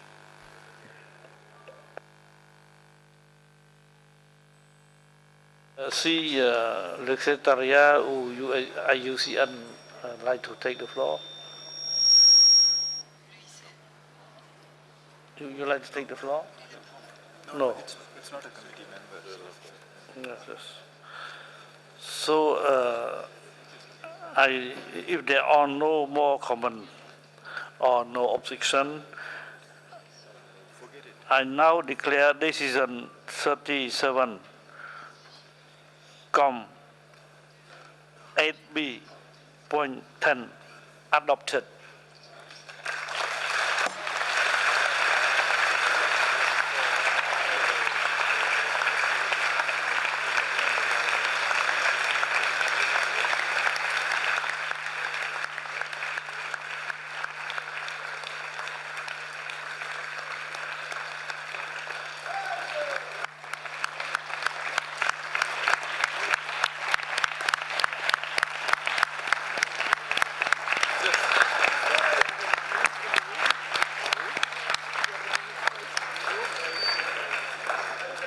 Let me congratulate China on behalf of the entire committee for the inscription of the property. China, you have the floor for a brief 2-minute statement. Thank you. Dear Chairman Swan, distinguished representatives, on behalf of People's Government of Xinjiang Uyghur Autonomous Region, I would like to start by extending my sincere thanks to all of you who gave us the opportunity to present our scenery heritage to the world.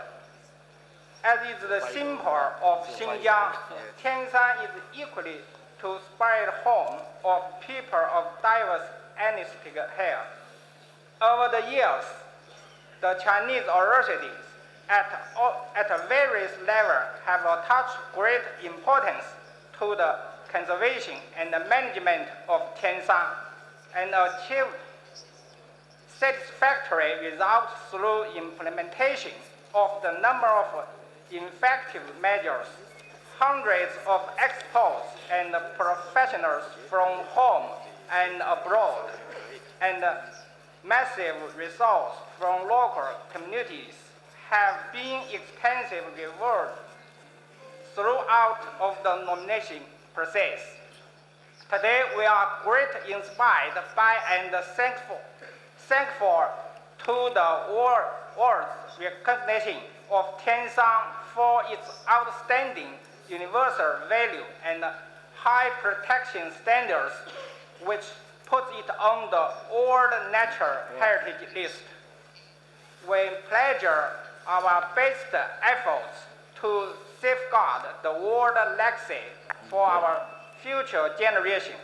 We value the committee's suggestion and will reach out to and strengthen cooperation with neighboring natures, World Heritage Center, and IUCN to explore the potential for transnational serious heritage. With this, we thank you once again for your consideration and welcome to Xinjiang, welcome to Tianshan. Thank you.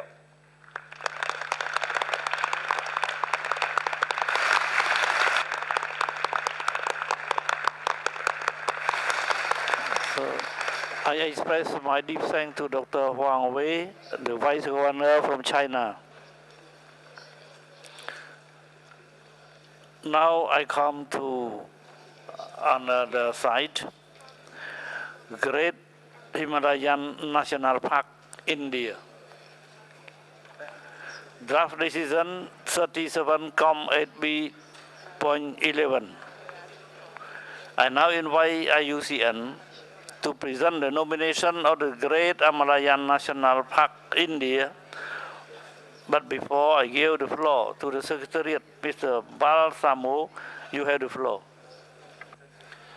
Thank you, Mr. Chair. Just to remind that we received a factual error letter on the Great Himalayan National Park, which is online with a full version of all the factual letters received and is commented also in a document that is online. Thank you.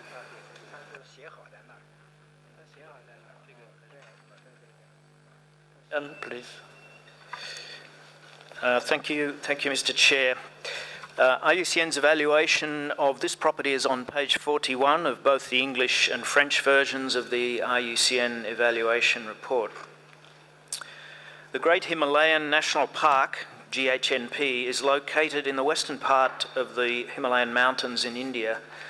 The 75,400 hectare GHNP was formally declared in 1999 and coincides with the nominated World Heritage Property. Two separate components form the park, separated by the 9,000 hectare Sanj Wildlife Sanctuary. Great Himalayan National Park's nomination recognises a 26,560 hectare buffer zone on its western boundary, which is not part of the nominated property, but is planned and managed in conjunction with the park. Next slide. The park includes the upper mountain glacial and snowmelt water source origins of the western flowing Jiwa Nal, Sanj and Turthan rivers and the northwesterly flowing Parvati River, which are all headwater tributaries ultimately of the Indus River. The property sits within a much larger ecological complex of protected lands of over 117,000 hectares, which form an island of undisturbed environments in the western Himalayan landscape. GHNP protects mountainous landscapes extending over an elevation range from 1,900 metres to over 6,000 metres above sea level. It includes evidence of prior glaciation, and its diversity of environments extend from rocky ice-covered landscapes to alpine grasslands to mixed broadleaf and coniferous forests. The park is undoubtedly an area of natural beauty. However, the nominated property is considered to be scenically typical and representative of many high mountain systems in other parts of the world. GHNP is of significance for the conservation of western Himalayan biodiversity. The park is home to over 1,000 species of plants and also protects some 31 species of mammals, 209 birds, 9 amphibians, 12 reptiles and 125 recorded insect species. The World Conservation Monitoring Centre identifies 6 other World Heritage Sites in the Himalayas and 7 others that are on tentative lists of 5 countries that share this large mountain range. Nanda Devi and the Valley of the Flowers World Heritage Site is considered the closest comparison. Also in the Western Himalayas, several hundred kilometres from GHNP, it is approximately the same size and inscribed under the same criteria as those nominated for this property. The two areas are quite comparable in species richness, with a key difference being that GHNP protects lower altitude valley ecosystems and perhaps has more dominant Palarctic Indo-Malayan realm elements, being in a transition zone. The boundaries of GHNP offer both geographic and legal protection. The IUCN mission was made aware of processes to add the 9,000 hectare Sanj Wildlife Sanctuary and additional lands further to the south, the 6,000 hectare Turthan Wildlife Sanctuary. The addition of both these areas in their entirety would establish a consolidated 90,000 hectare plus GHNP with more complete protection of 4 river valleys and more consolidated protection of western tragopan and musk deer habitats, as well as the habitats of many other species. A comprehensive management plan for the GHNP conservation area has been prepared for the period 2010 to 2020. The plan identifies appropriate conservation, protection and management measures for the park. It also includes management prescriptions for the wider ecozone and the Sanj and Turthan wildlife sanctuaries. The evaluation mission detected positive support for the nomination from local groups. However, IUCN received representations from some Indigenous groups raising concerns regarding a number of community engagement and rights issues. Similar issues are understood to be associated with the recommended addition of the 2 wildlife sanctuaries to the nominated area. IUCN encourages continued community engagement to broaden this beyond village head level and to foster improved opportunities for co-management of the Greater Himalayan National Park. So in summary, IUCN recommends the committee defer the examination of the nomination of Great Himalayan National Park to the World Heritage List, noting the potential to meet Criterion 10 and the need to address a range of issues, most notably finalising the addition of Sanj and Turthan wildlife sanctuaries. The draft decision is set out on page 11 of both the English and French versions of Working Document 8B, and I would like to just bring to the committee's attention that a number of errors in relation to the Latin names within the within the evaluation report were acknowledged by IUCN and are included in our letter, which is posted on the UNESCO website. Thank you, Chair.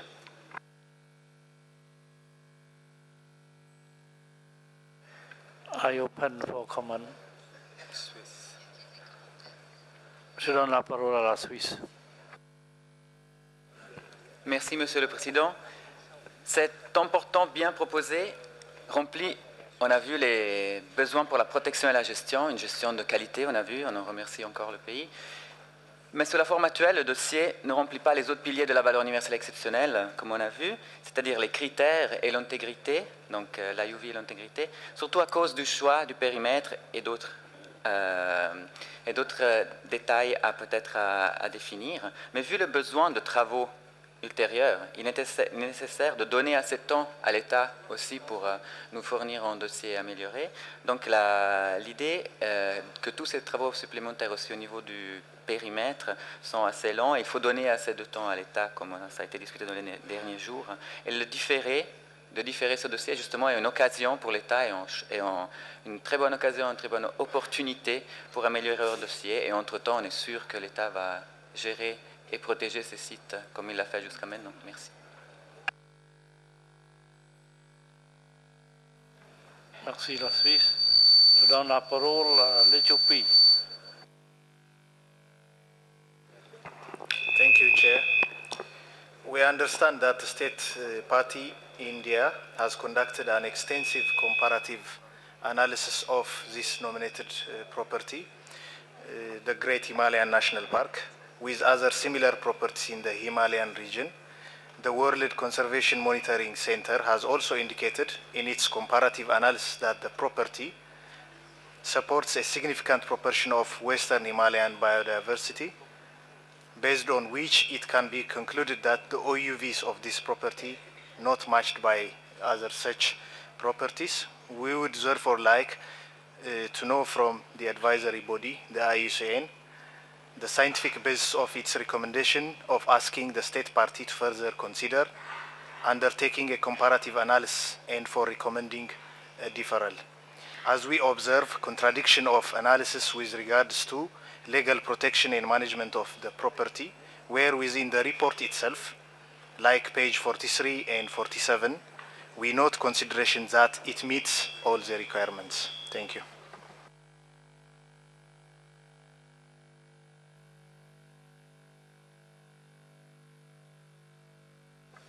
I usually like to answer to the question.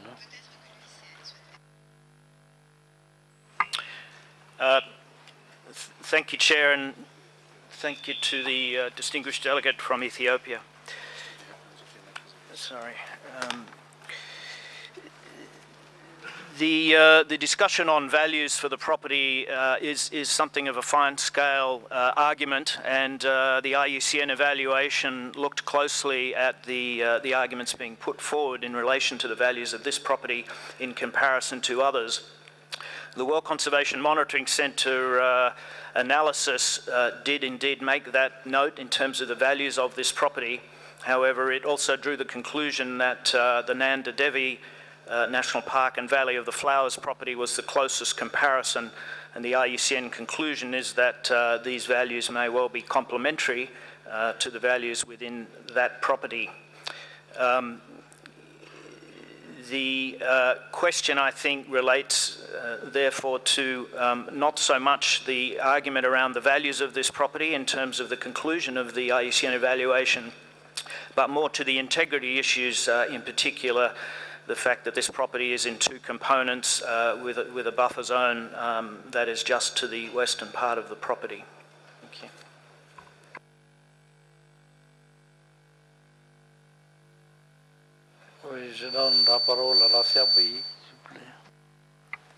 Thank you, Mr. Chair.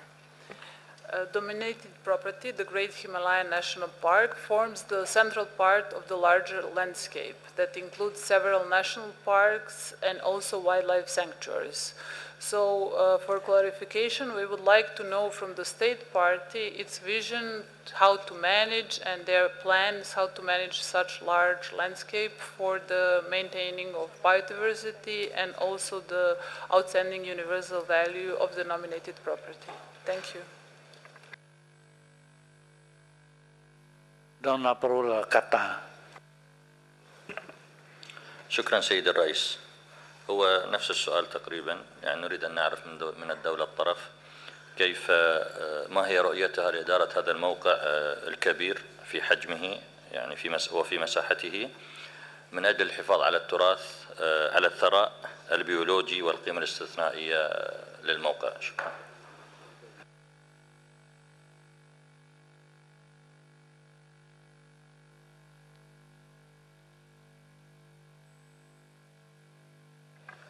I continue with the committee member. Yield the floor to Malaysia. Thank you, Chair. In addition to those inquiries, Malaysia would like to know if this is right, that the issues with the local committee has already been resolved. Thank you, Chair. I give the floor to Russia. Я выступлю несколько позже, поскольку мы подали заявку на изменение резолюции. Спасибо.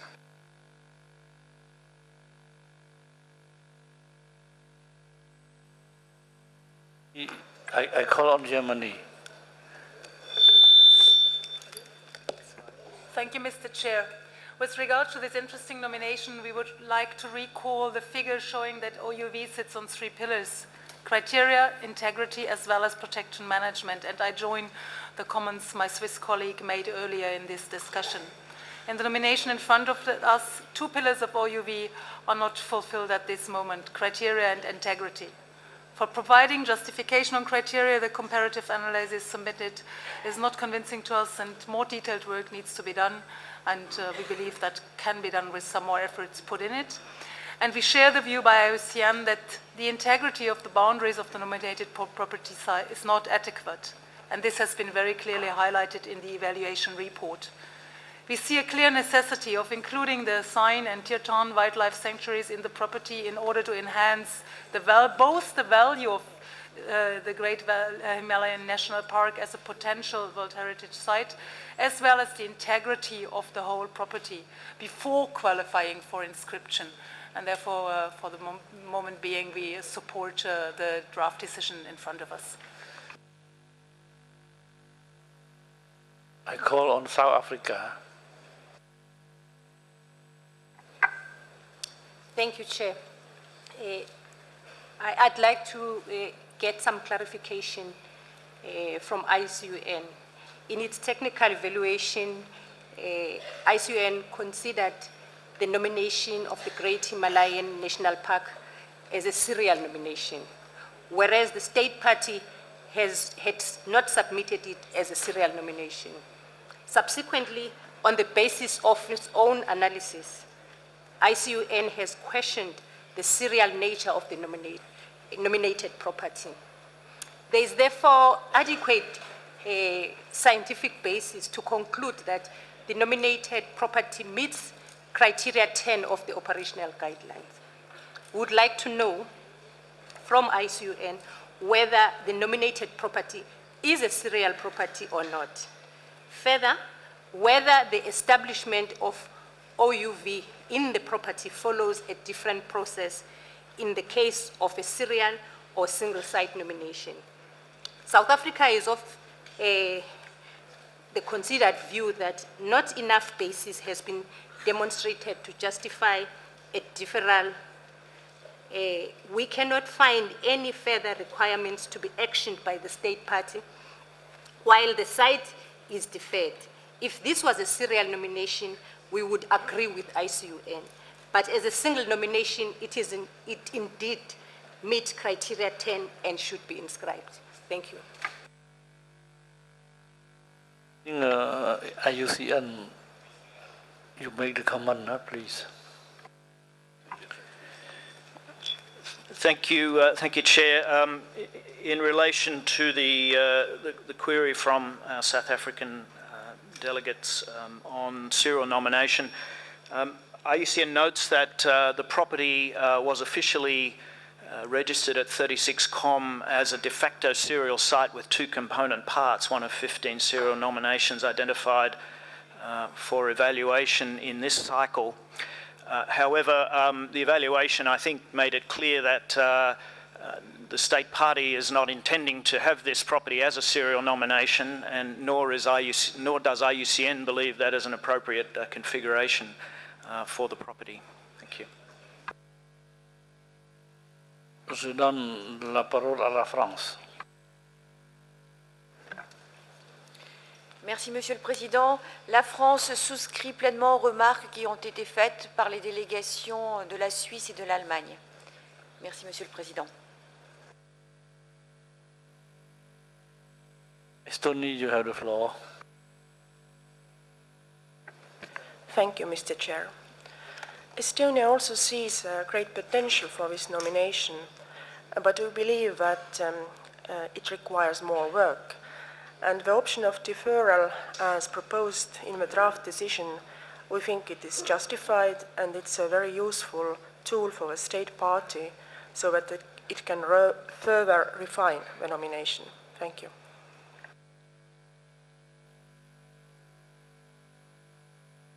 Now no more committee member. Colombia, please. Gracias, señor presidente. Nosotros queremos sumarnos a las opiniones de Francia, de Bélgica, de Suiza. Sin embargo, quisiéramos que le diera el uso de la palabra al Estado parte. Muchas gracias. Alemania también, perdón.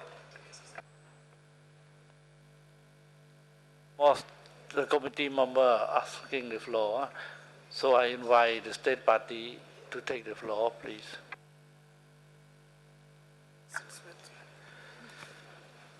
Thank you, Chair. And I'd like to thank IUCN, and I'd like to thank the committee members for the incisive analysis, comments, and questions. Let me begin with an unusual tribute to IUCN. The process over the last 6 months has been remarkably inclusive. IUCN has gone out of its way to be open. We've had discussions at different points of time on many issues. They've done it post-evaluation. I think this is the first time that I have actually seen this in a World Heritage nomination process, and I think it's a wonderful first step. So I'd really like to sort of commend this across the board for all nominations, for all processes under this.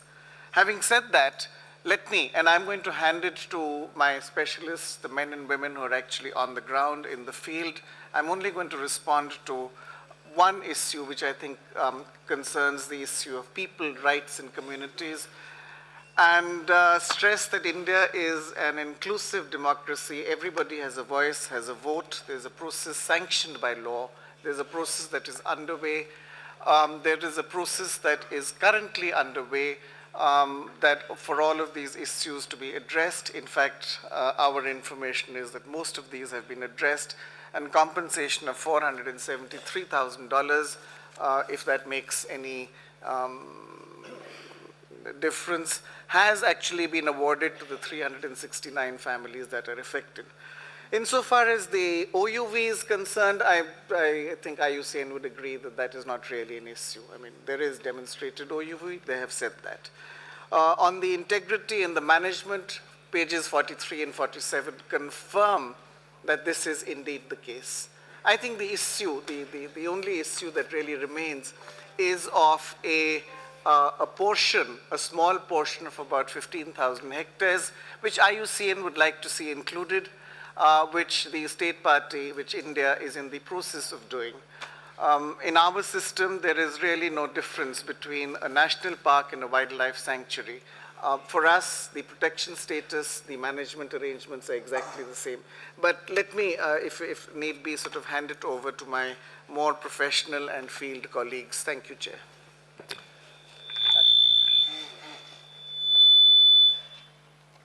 Thank you, Chair. The distinguished delegate from Serbia and Qatar have asked this query on the vision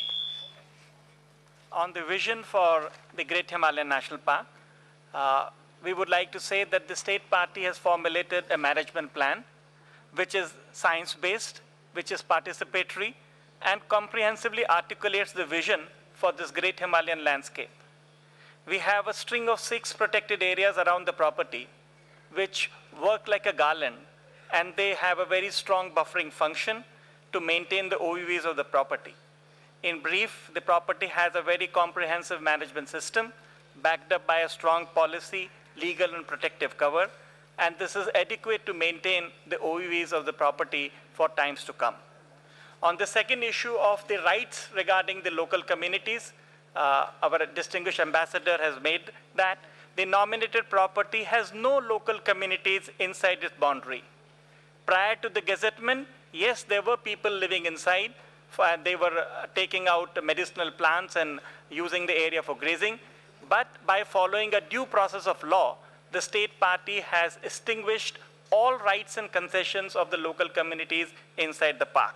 And this fact has also been acknowledged in the IUCN report. Chairman, sir, in summary, the rights of the local communities, along with their needs and aspirations, have been duly addressed by the state party. The state party also have a very comprehensive eco-development plan to meet the needs of the local community which live around the protected area. Thank you very much.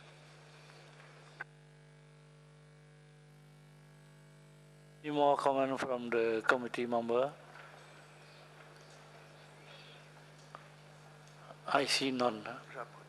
So, Rapporteur, please. Thank you, Mr. Chair. I would like to turn your attention to the draft decision 37-8B11. We have received amendments from Russian Federation, so I'm wondering, Mr. Chair, if you are going to give the floor to Russian Federation to explain, or I can read them and then we can discuss as you wish, Mr. Chair. Please, Rapporteur. Please, in the first paragraph, there have not been changes, having examined documents, etc. In paragraph number 2, Russian Federation suggested refers instead of deferral the examination of the nomination of the Great Himalayan National Park, India, back to the state party in order to allow it to. Then little a, there have not been changes. Number B, I will read. Continue to strengthen the engagement of communities in participatory governance in the site, including the Tertan and Saint wildlife sanctuaries. Number C, there have not been changes. Please, we are going to number D, slowly. Consider undertaking a comparative study. Then we have straight out what was in original proposal, to fully assess the relative values of the nominated property against other sites in the Himalayas and adjacent mountain regions. Then we strike out the rest of the paragraph as proposed by Russian Federation. And little e, there have not been changes proposed for amendments. Thank you, Mr. Chair. You can proceed for the adoption. Thank you, Rapporteur. So I think here the idea is clear. We change from defer to referral. Yes. Germany, you have the floor. Thank you, Mr. Chairman. As we pointed out earlier, that we have some concerns about that property owner, that we supported the draft decision as it stood. Regarding the changes, I would like to seek some clarification on the changes which were made to paragraph D by crossing out some parts of the sentence, and maybe I would like to ask the state party who brought in this amendment to explain why these aspects have been crossed out. I would still see them as important parts of the recommendation, so I seek for clarification on this. Thank you. Delegation of Russia, do you like to take the floor? Russia, you have the floor, please. Спасибо большое. Я бы хотела начать сначала, что, конечно, говоря о номинации объекта Большой Гималайский национальный парк, который подготовлен Индией, я думаю, что мы должны выразить большую признательность за выдвижение данного уникального объекта. У нас сегодня день начался с самых крупных гор на Земле. Это очень приятно. Национальный парк является по существу жемчужиной, играет большую роль в сохранении выдающейся ценности богатейшей с точки зрения биоразнообразия экосистемы Гималаев. Очевидно, что номинируемый объект в полной мере соответствует критерию 10, то есть включает природные ареалы, наиболее важные и значительные с точки зрения сохранения биологического разнообразия и так далее. На территории парка адекватно соблюдается требование ЮНЕСКО к обеспечению сохранения и целостности данного объекта и действует система управления. Страна, насколько я поняла, и мы очень рады, очень тесно работает с IUCN. Нам показалось важным обратить внимание на то, что в настоящее время Индия завершает процесс окончательной нотификации 725 гектаров данной территории, что позволит соединить две части объекта. И я не сомневаюсь в том, что страна будет готова подать необходимые, так сказать, нотификации, документы в самое ближайшее время. Поэтому мы предложили в целом дать возможность стране в ближайшее время закончить вот окончательную номинацию, то есть перевести из категории deferral в категорию referral, особенно с учетом того, что нам пояснил уважаемый представитель Индии в отношении местных сообществ. Теперь касательно пункта D. Значит, там была рекомендация, чтобы IUCN и работал IUCN, а также организация Международный центр по комплексному развитию гор, значит, совместно совместно с Индийским департаментом, который занимается парками, провел дополнительные исследования.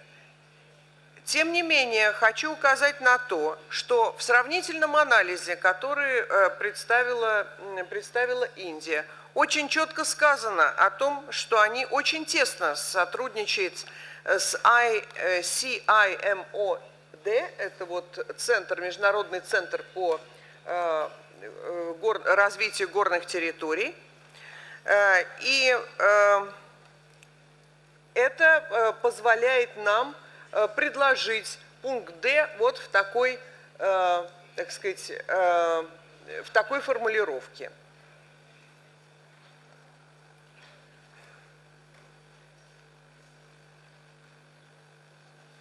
Спасибо. Thank you. To take the floor? Germany, do you like to take the floor? No. Yeah, just quickly commenting on this. If there is good cooperation already, then I see no problem by leaving that paragraph in there. And with regard to the second half of the sentence, which was crossed out, we would also like to prefer to get that second part back in as well. I have not heard any explanation why to strike it out. Thanks.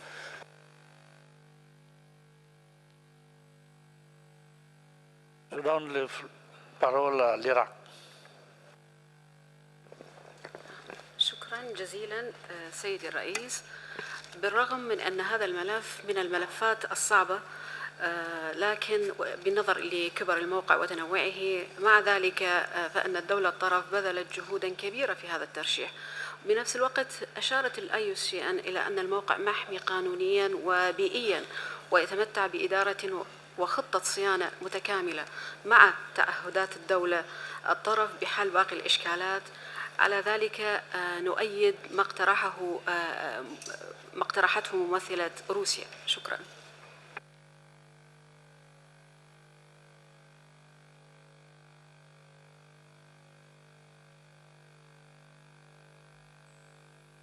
I give the floor to Russia. Я готова пояснить, почему снята вторая часть. Потому что по существу эта работа уже сделана как раз со специалистами вот этого международного центра и частично IUCN. И это очень четко прописано в номинационном досье. Спасибо большое.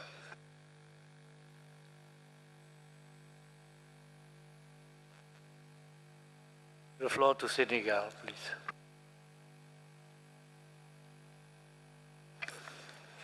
Merci, Monsieur le Président. Nous avons essayé de suivre aussi bien les explications de l'UICN que les informations complémentaires apportées par l'État partie ainsi que d'autres honorables membres du comité.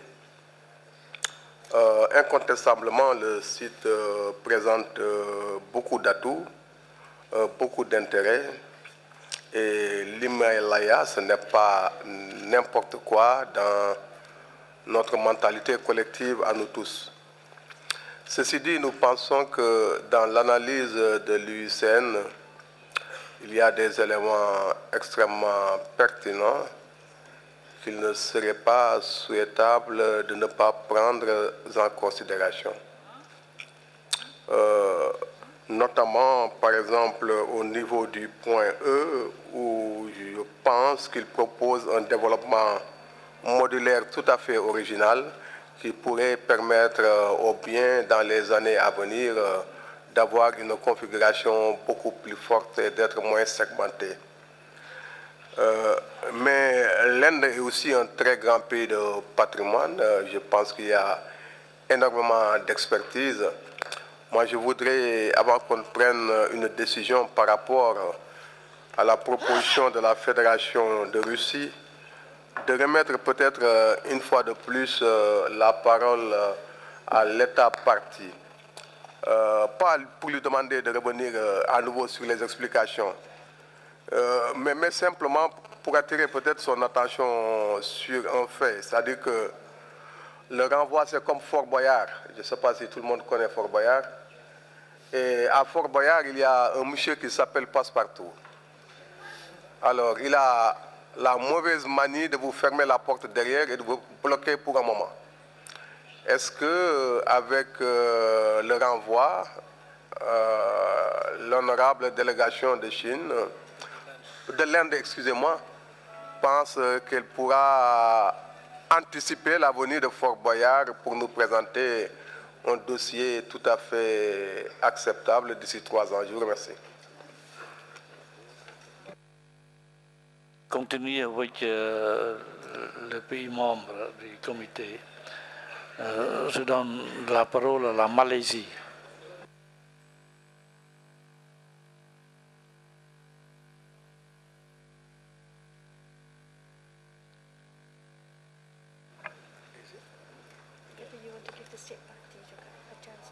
Please.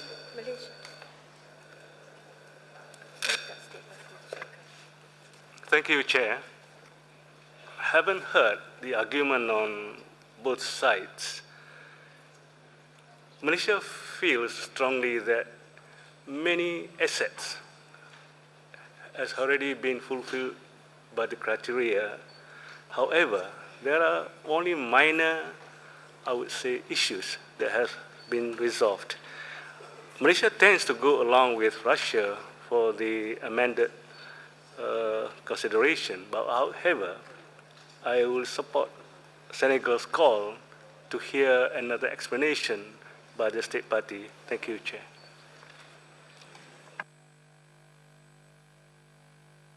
Je donne la parole à la Suisse.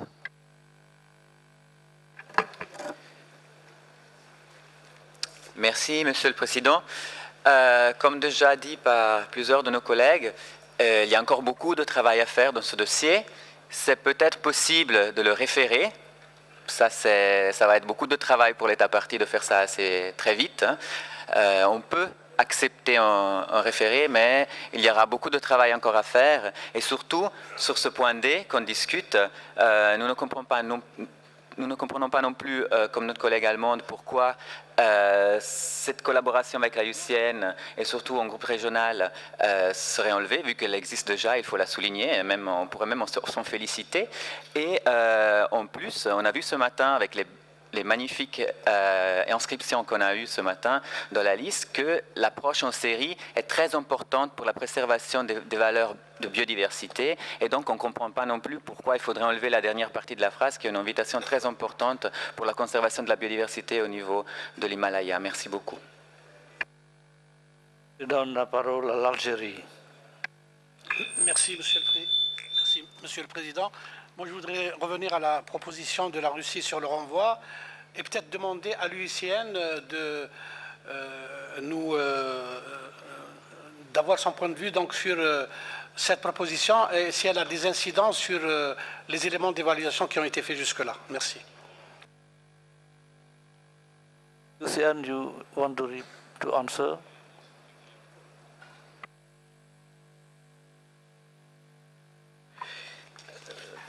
Thank you.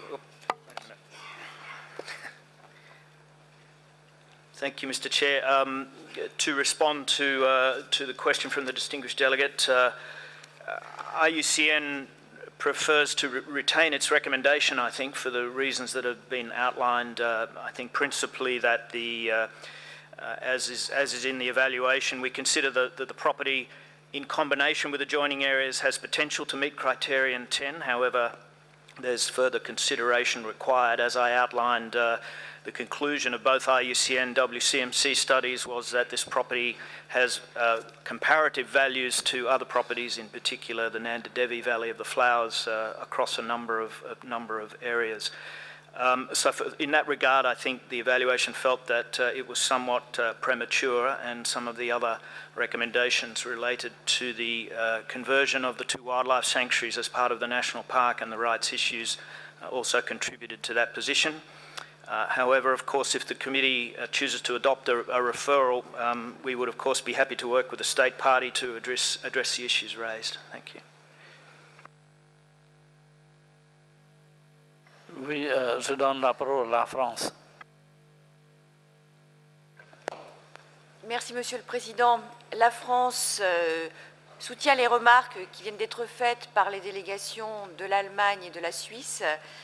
elle voit dans les réflexions qui sont apportées une occasion pour l'État partie de renforcer sa coopération et son dialogue avec l'UICN, comme l'a lui-même souligné l'État partie dans ses propos introductifs. Je vous remercie, Monsieur le Président. I call on South Africa.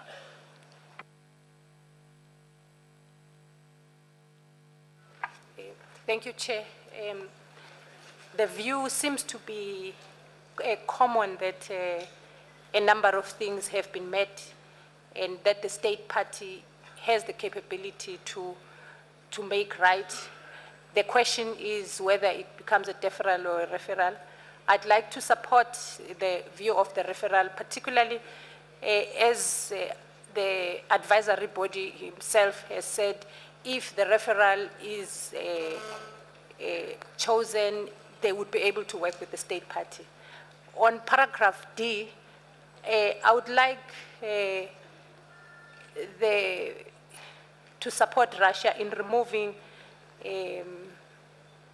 with support of the ICUN and other partners such as ICMOD, purely for the reasons that if you specifically name them, you then do not allow the state party to also seek support from other areas. As you can see, if the site is that complex, the state party may require to seek support from other areas outside the ICUN and the ICIMOD. But also it allows ICUN to be able to evaluate whatever has been decided on independently. Thank you.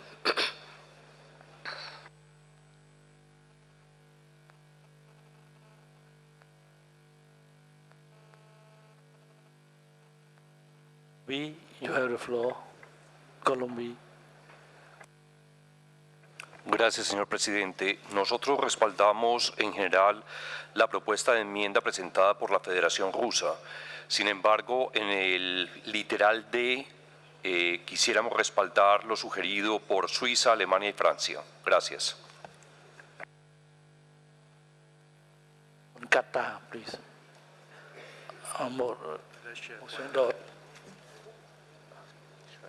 You have the floor. Спасибо большое. Уважаемые коллеги, может, мое пояснение как-то немножко, вот, чтобы мы не разделялись по этому пункту.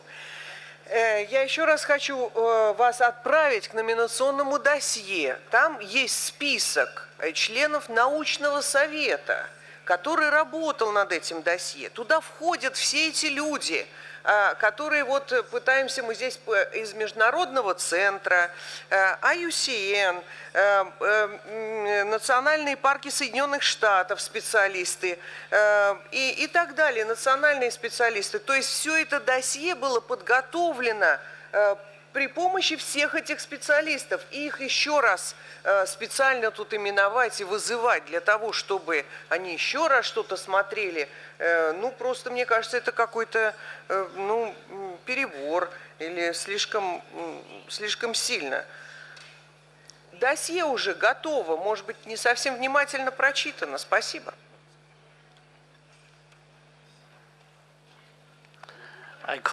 Again, please. I call on Qatar. شكرا سيد الرئيس. على كل حال نحن نؤيد ما ورد على لسان مندوبة روسيا وأن نؤيد الذهاب إلى ريفيرال لهذا الملف ونشجع طبعا الدولة العضو على العمل على أن يتم تقديم ملف متكامل في العام القادم ويعني أن تكون هذا تعميق للدراسات التي قدمت وشكرا.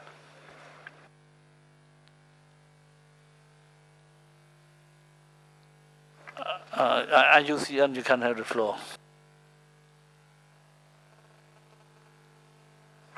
Thank Thank you, Chair. It was just to perhaps make a clarification on the language in point D, which is language that IUCN put in its evaluation report, and perhaps if I could just address the 2 points, then I think there's also questions to the state party, but it just might help the committee itself reach a conclusion on the points. So there are two deletions of language proposed, and if I could perhaps make these remarks in the context of the kind comments of the distinguished delegate from India, who acknowledged the amount of dialogue we've been able to engage in since the evaluation was published, which has included a face-to-face meeting which was facilitated by India with the site manager from the Great Himalayan National Park, who came to visit us in Switzerland, and we were able to explore a number of the issues, and I think it's germane to point D. So if I could just reflect on the 2 deletions that are proposed. Firstly, I think in terms of the deletion of language around IUCN and ICIMOD, I think we're in no doubt that there is a strong cooperation between IUCN and India over a long time, and we're quite comfortable that is in place. So perhaps it's understood through the summary record that we are doing that, and but India could obviously confirm. And we did understand from the visit from the site manager that in fact at least one senior scientist from ICIMOD, who was, I think, his PhD supervisor, if perhaps not directly in the name of ICIMOD, was engaged. So my, I guess, counsel to the committee is that if we could note the summary record of this discussion, then I think we could understand that there is a strong cooperation and it doesn't need to be constrained to IUCN and ICIMOD. In terms of the second deletion that's proposed, my observation on this is this was an attempt to try to make a helpful suggestion on the basis of the language that is retained, which is to undertake the study.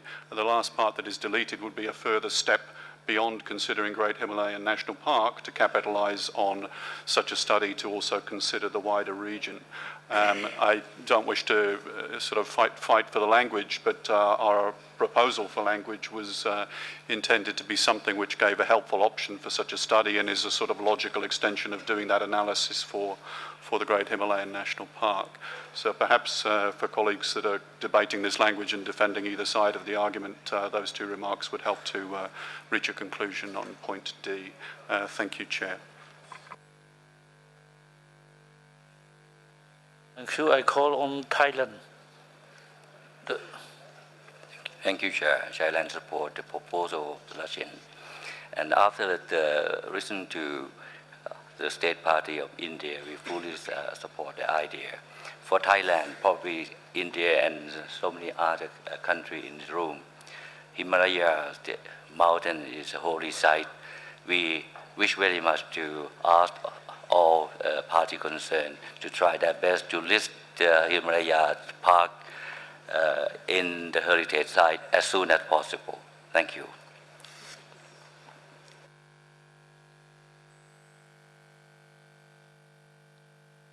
Call on United Arab Emirates, please.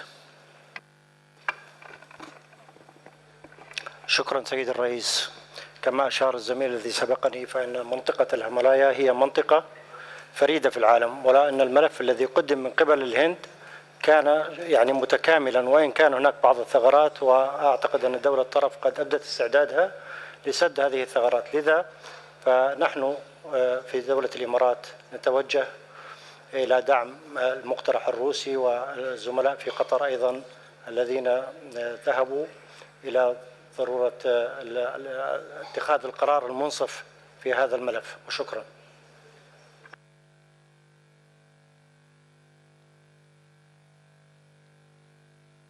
Again, I call on Germany, please.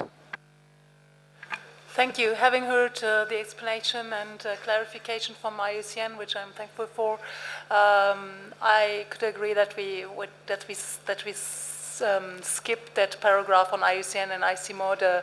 I understand that good cooperation is going on, and I believe that both IUCN and the States Party of India will continue that fruitful dialogue. As for the second part, I repeat what I have said before. I feel it important to be kept in, and this has been reaffirmed by IUCN's comment made just a few minutes earlier. Thanks.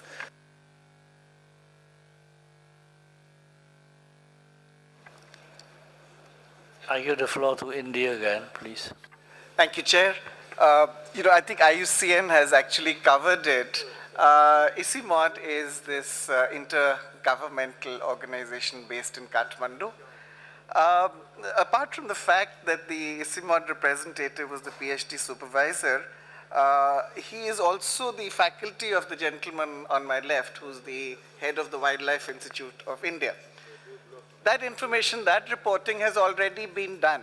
If you want us to do it again, we'll do it with the same people, with the same purpose, and get the same result. The second part of it is, all right, you want to do a comparative analysis. Let me just give some minor observations. The Himalayas are actually a huge mountain chain. The Eastern Himalayas have very little to do with the Western Himalayas. The Eastern Himalayas have more to do with the Indo-Tibetan Malayan amalgam of flora and fauna. The Western Himalayas have probably much more to do with the Karakoram and beyond. So these are two separate things. When you're looking at the Himalayas, of course you could look at Nanda Devi. You already have.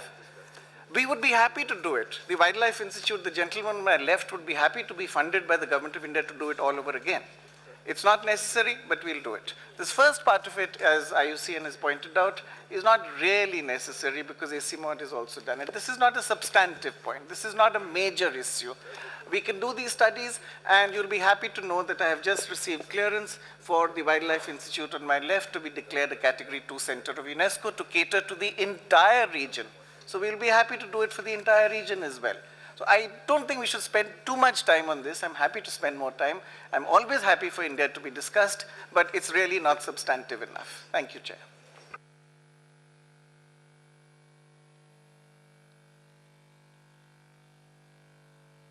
No more comments, so please report.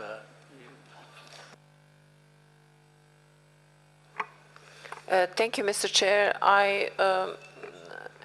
After this discussion, I see that there is a near consensus about paragraph D, and I think we can all agree that the first part of the paragraph D that was proposed by deletion from Russian Federation, we can delete.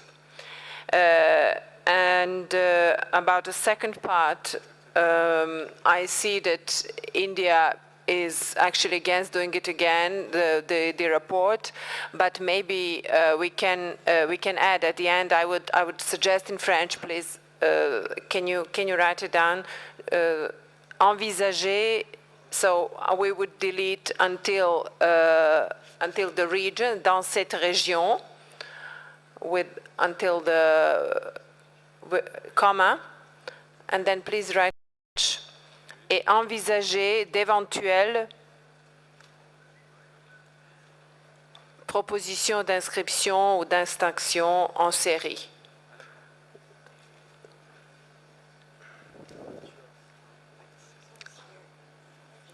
Voilà.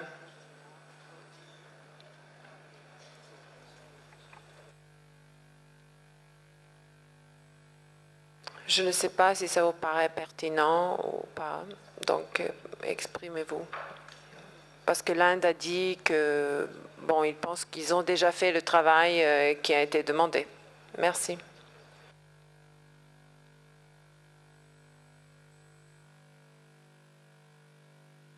The revised text is presented on the screen, so if we can proceed to the adoption. Russia, please. Уважаемые коллеги, я что-то эту добавку не понимаю, потому что почему potential serial nomination extension? Мы как раз говорили о том, что Индия подавала не как серийную номинацию, а как единую номинацию. Им нужно просто добавить пространство между двумя парками, включить их в эту номинацию. Собственно, вот суть вопроса. А что же мы потенциальную серийную номинацию, extension, это совсем меняет, мне кажется, вообще то, о чем мы говорили. Спасибо.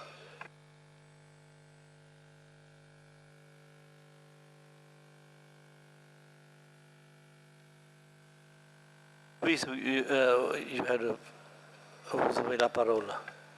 Merci, Monsieur le Président. Après l'intervention de notre collègue indien, on a bien compris que vu qu'ils sont de catégorie d'eau, ils sont très ouverts à une discussion régionale, donc ça va être fait. Et je pense que le mot d'envisager une nomination en série n'est pas fort, donc on n'oblige personne, en plus surtout qu'on commence avec considérer considérer l'idée, cette décision, elle est vraiment pas très forte et il faut que pour être consistant avec la vision d'une protection de la biodiversité sur une chaîne montagneuse comme l'Himalaya, personne ne pourra dire le contraire, j'imagine, il faut envisager au moins cette idée. Et je ne veux pas d'opposition de l'État non plus, après ce qu'il a dit, donc je pense qu'il faut garder cette bonne proposition du rapporteur. You the floor to Thailand, please.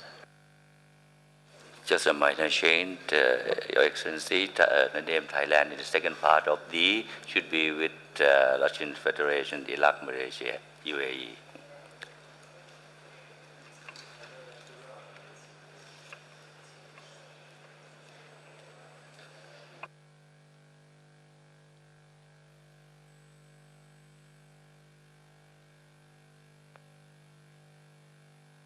Again, please.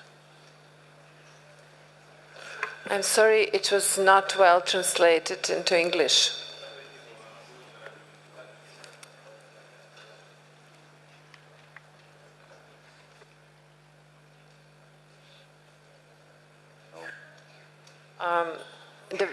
Originally French, it was eventual, eventual, and envisage, which is not anymore binding. I'm sorry, I was drafting in French. Now we noticed that it was, in English, it was much stronger. But I don't know, it's up to the committee to decide. Thank you, this was our proposal. You can change it. Ask the committee if they now agree to this change. If the committee can agree to the new change.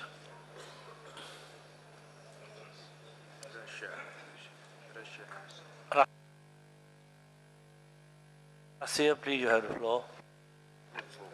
Уважаемые коллеги, в английском тексте просто отсутствует слово proposal, potential proposal of serial nomination extension по сравнению с французским вариантом.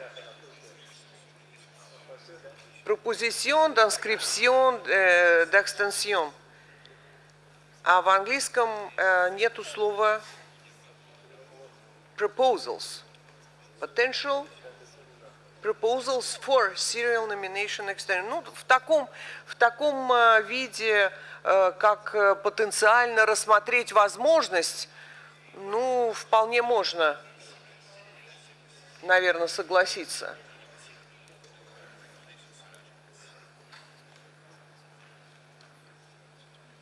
No, not proposed. Proposals.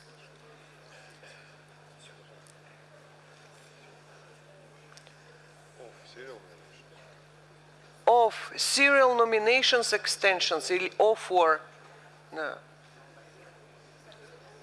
The eventual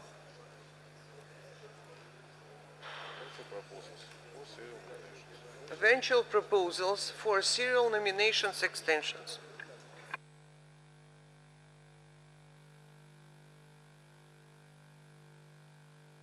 Now no more. Malaysia. Malaysia, please. Thank you, Chair. Instead of eventual, could we change it to possible proposal?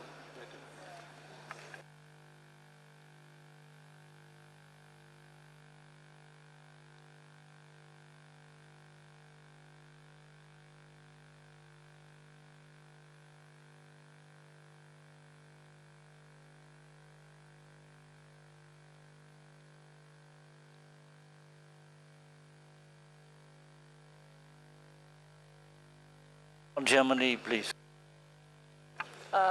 Thank you, Mr. Chairman. Excuse my intervention again. I didn't want to make a big problem here with this last sentence. I think the last paragraph, number E, is talking on potential serial extensions. I think what was the aim of this last paragraph here is the full sentence which read, with a view to assessing potential World Heritage candidate areas and boundary configurations in the regions, including potential whatever serial. The whole sentence is, that is a context. It was not on suggesting specific serial nominations in this sentence, so, because this is dealt with in the next paragraph. So I think either we keep the whole sentence or we completely skip it, but I prefer keeping the whole sentence because it's the context which counts here.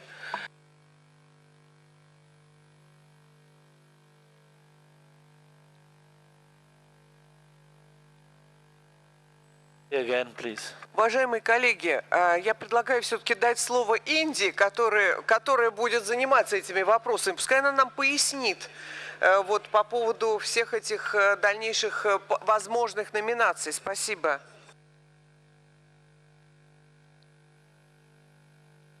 Have the floor, please. Thank you, Chair.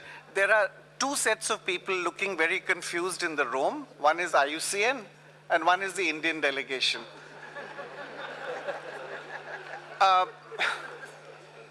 The whole idea actually which IUCN has put forward is to combine the wildlife sanctuaries, national parks, so that you have a common management area administrative unit. It is not IUCN's proposal, and I don't think it ever was, to have a whole bunch of serial nominations if you actually get them into one. So this part of it is you can have one or the other. You can either try and bring them together, or you can have a set of serial nominations. So what we're trying to do, and that's the agreement, is to weld them into one common unit. So by going into serial nominations, you're actually creating another distraction. I'm happy to be distracted, but I think we should move on. Thank you, Chair.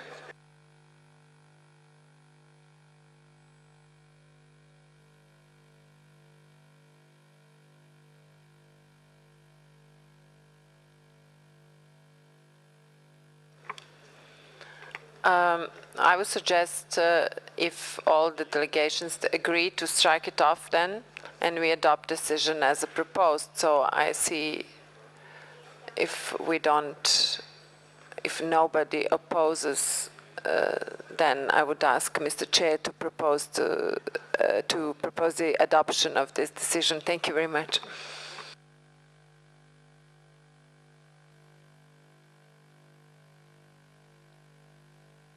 So, no more opposition. I can proceed to the adoption. I now declare the decision 37.8b.11 as a revised adopted.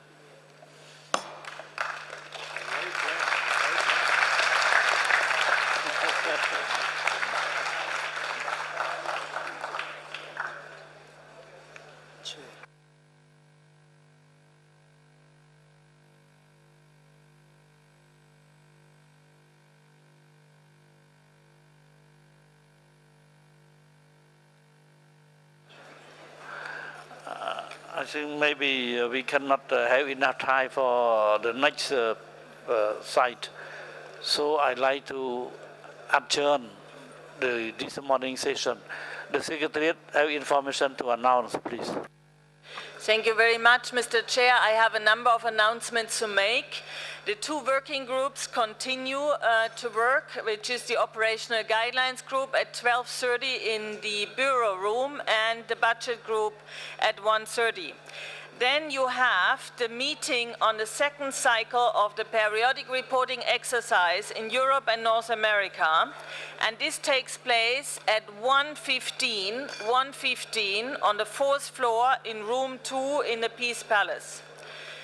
Then Mr. Rao has the pleasure to invite you to the Congo Nature Treasures of the East. It's a film of 26 minutes in the presence of the réalisateur, which takes place from now to 1:45 in the room Romdol on the first floor. Then the IUCN ICROM side event from 1 to 2 o'clock at the advisory body's place on the fourth floor, room 4. It's an African regional event. Thank you very much.